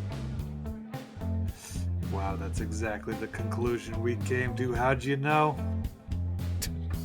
Incredible. Drugs.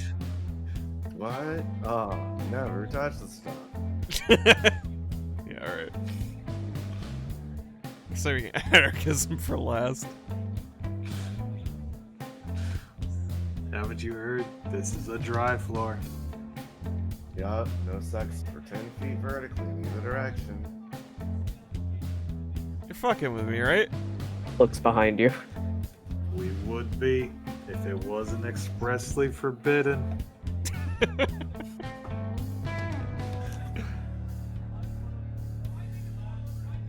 Right on, I'm an anarchist too. Cool. Yup, smashed up a convenience store window just last week. I see. Is anarchy only about destruction to you? Probably. No way. Violence is an unfortunate means to a noble end. Which is? All that sweet anarchist cooch, dude. Oh my god. Jesus. Right?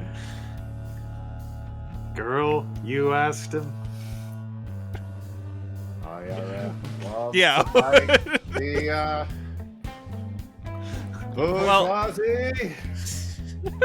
Well, it's important for me to hear about.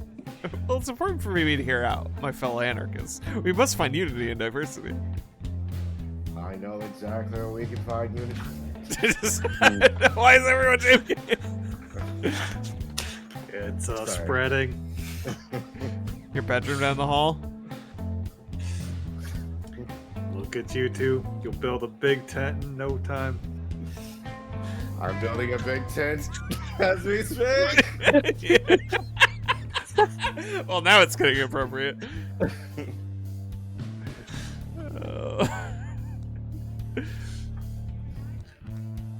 What do you like about me? Don't know who that is. It's me. Oh, cool. Don't know Daniel. Don't know him.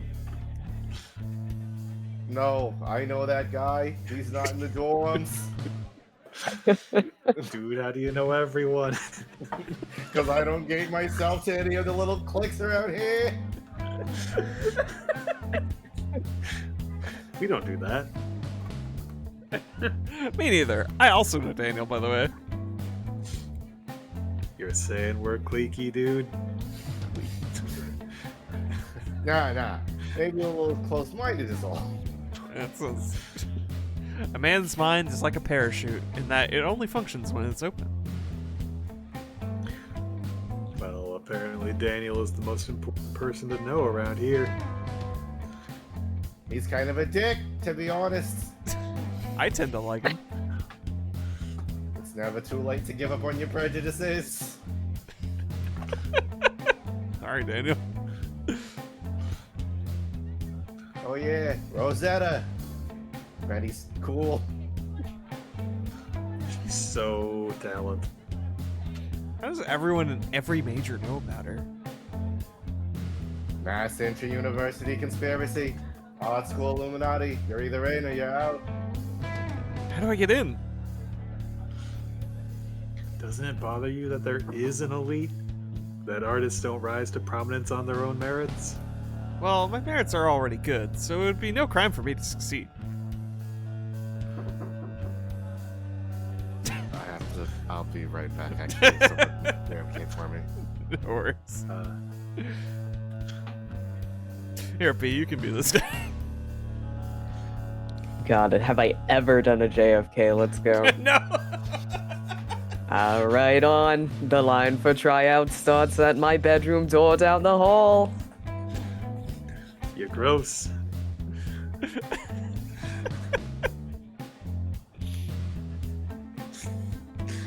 No idea who that is.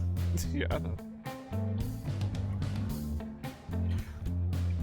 The librarian's got a real stick up her ass. Hey, I like Jana. Why would you bring her up if you didn't want us to talk shit? Good point.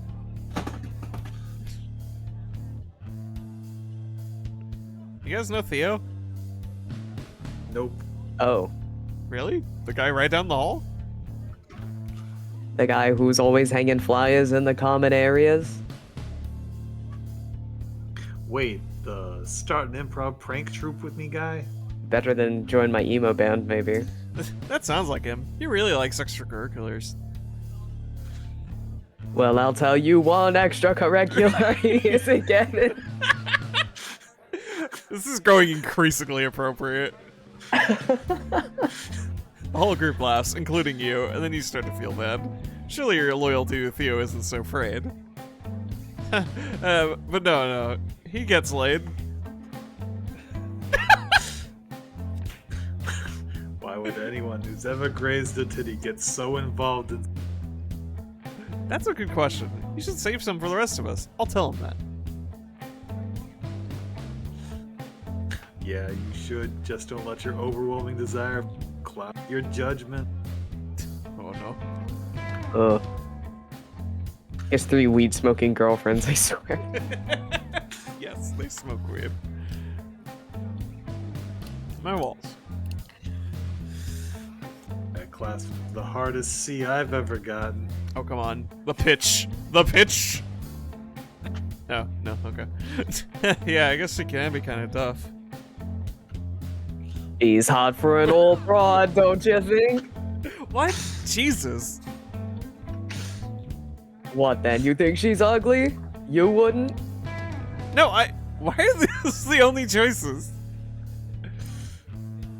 Chill. He's never even met her. Todd. Hehe. Alright, well. Yeah.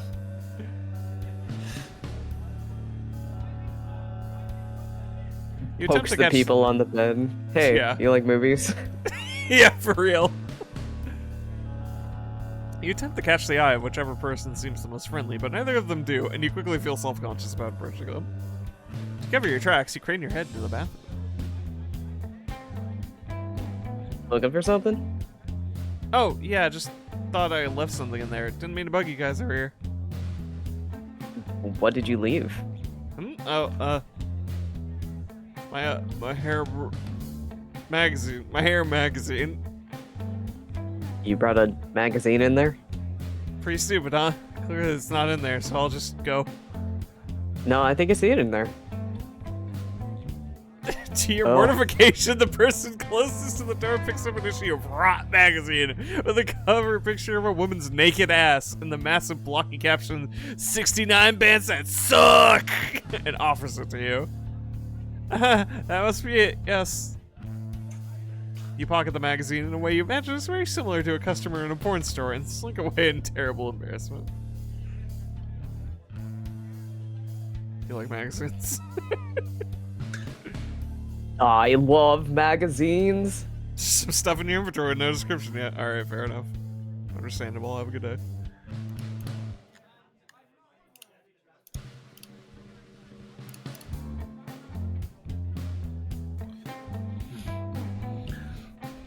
Hello. Welcome back. Make yourself comfortable. Yeah. Oh, is this your room? Oh, sure, but mi casa es su casa. Party people in the house. You seem kind of nervous. What would I have to be nervous about? These are my school peers, even the ones I've never met before. Surely when they leave, my colleagues intend to pick up their trash and flush the toilet? And clean the sheets. Oh, God. Can the school hold me liable for what happened here?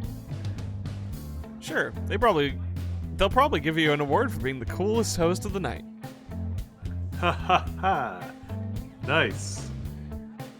That's the sweatiest laugh you've heard today, and you were just in a classroom full of freshmen discussing sex. Oh, she made that laugh sweatier. Come back, give me a second take. Alright.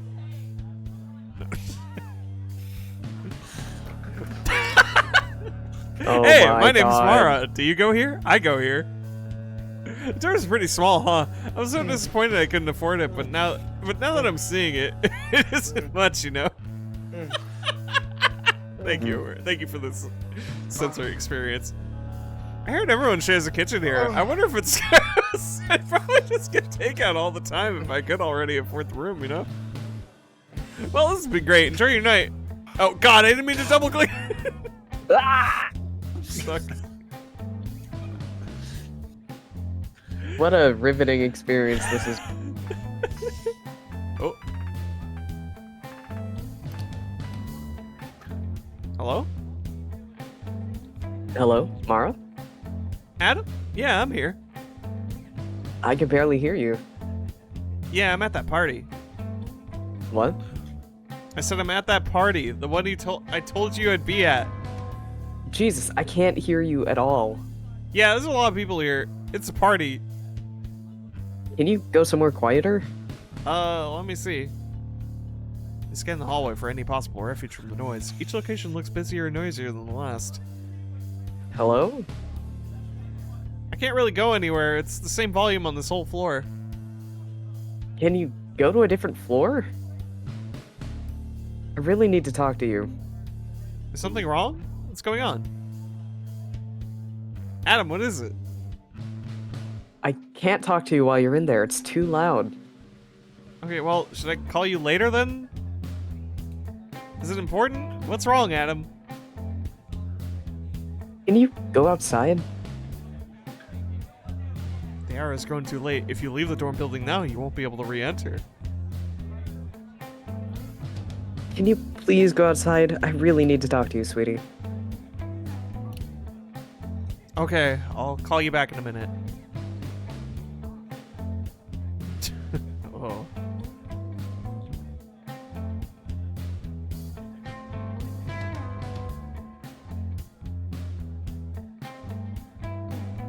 Well, thanks for inviting me.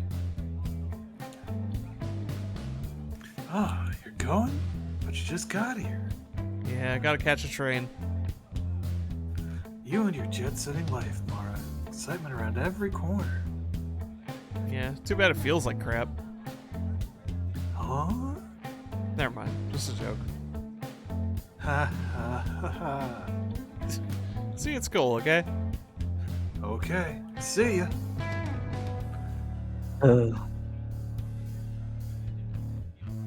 Smoking guy, did you ever come back? No. Yeah, that's fair. No, he's there. He just activated his camouflage. No freshman can see him now. Hey, where No. you guys? Past 11. No. Yes, the stairwell is failing to meet building code, as it's been roped off the entire time you've attended sucks. Either that, or it's just too hard to prevent student mischief beneath its darkened spandrels. That's so dangerous to block off the stairs. Leaving for the night.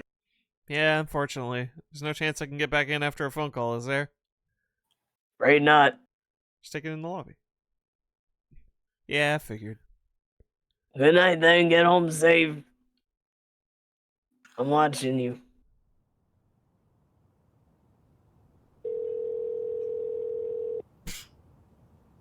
Hi, sweetie. I'm outside. What is it? Are you mad about something? No, I just left the party so you could tell me something, so what did you need to tell me? Well, if you're just mad about it. Adam! I'm not mad, I just want to know what it is. Did something happen? Did anything happen? Just wanted to talk to you.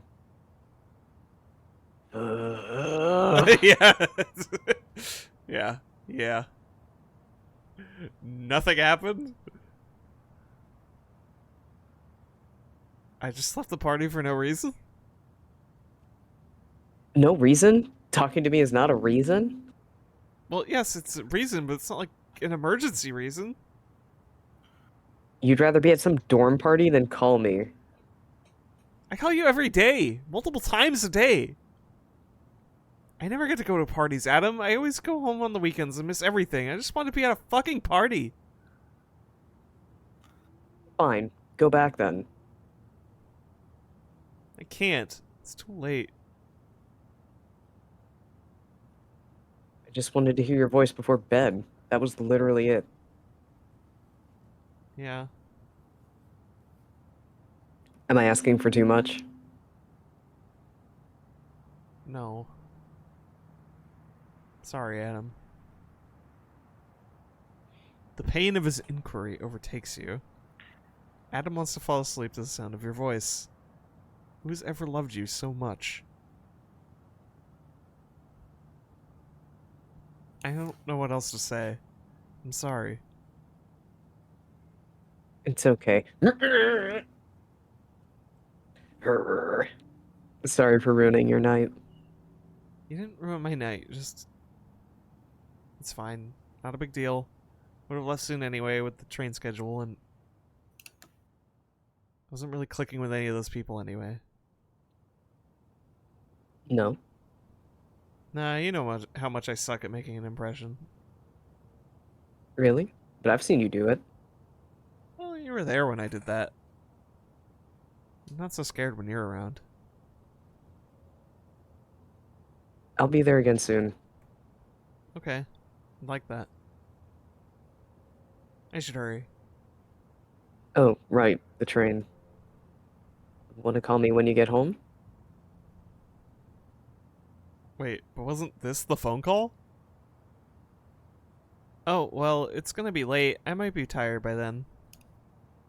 Okay, well, if you're tired later. I'll try to call. Okay. But just in case, we should say goodnight now. Good night. I love you. Love you too.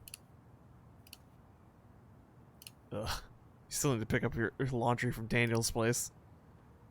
Why does this night seem so long when you haven't even had any fun?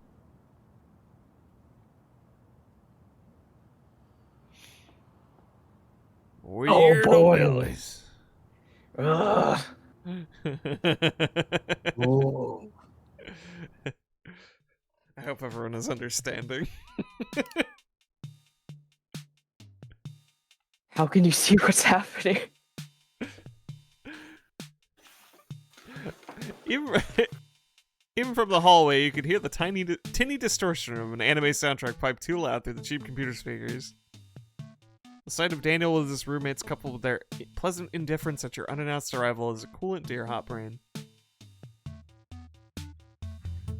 Hey, Mara. I thought I'd find you guys at the party. What party? At the dorms, right? Is that Ro?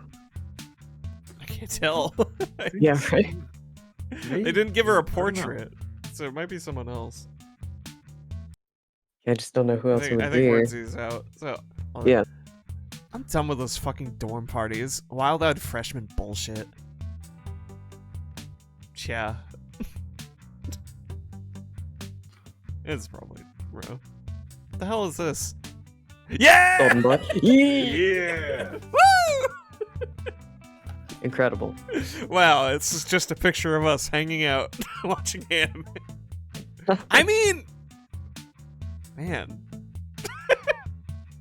It's not the furthest depiction, though. Different.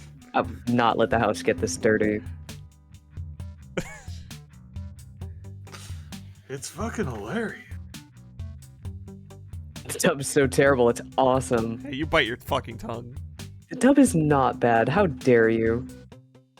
The small screen barely hinders your full sensory immersion into a world of shapely loins under the spray paint thin fabric, gyrating cartoon breasts, and the trash-smelling perverts who worship them.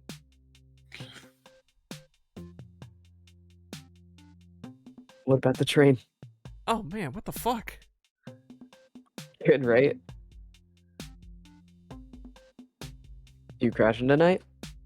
I didn't plan to, but I might. If that's okay, I mean. Nah, Mara, get the fuck out of here. Of course you could stay. God, you're such an ass. Oh, yay, good time was had. There's the end of the demo! Woo! Woo. Thank you, everybody. Oh man, this is so fun. It's like it's almost tempting to pick apart this demo itself, but I might just try to hold myself back. Until the full release. Yeah, that's what I planned to do, honestly. But I'm happy to have had the opportunity to do this. Incredible game. I think it would kill me if I played it. Please play it and try not to die. I beg of you, everybody. If you would like to experience the demo for yourself, as you can see, as you might have seen, there were plenty of things that you could do that I didn't. And also probably some more stuff that I forgot to look at. I implore everybody, if you hear the sound of my voice, or are watching this video, please give it a check out. The demo releases on the 13th. And I you know, like the biggest thing for any game out there, you know, just like wishlist it. Give it some number, even if you aren't gonna like commit to locking in buying it. Throw it on your wish list. Give it some love. This is a true, yeah, thank you so much. I will link this also in the VOD description. Yeah, please. I am promoting for free this game because these games the previous one I loved so much, and this is already shaping up to be a destruction of my entire psyche, probably. Oh, that was only one day and that hurt. I know, right? You got 4 seasons of this. Yeah, I'm so excited because this seems like also way bigger than the first one. But yes, please wishlist Perfect Tides Station to Station, and please play Perfect Tides. I beg of you. They're usually pretty cheap video games. I'm looking right now. See, $15 full price. I've seen it go on sale too. Yeah, $15 full price. It does go on sale when there's sales usually. I know the last one I remember was like a Hanukkah sale. Oh, perfect. But yes, it's just so good, and I will sing the praises of Meredith Gran until the heat death of the universe. Truly. But yeah, I think that's it. Thank you all for joining me, and also thank you, PO and B. Oh, I just full on. We're just sitting in the black now. I thought I would go to the menu if I clicked that button. Thank you, PO, B, and Wordsy for coming along. I'm gonna put it here. It was a delight. Thank you for having us. I hope I've convinced you guys to take a look at this thing I've already tried to convince you to take a look at multiple times. Perfect Tides has been on my wish list for quite a while, and I just need to get it at some point. Hey, everybody! Anyways, thank you. It'd be a Thank good you, time. everybody. And thank you, Meredith Grand, for providing this early access demo to even a tiny frog like me.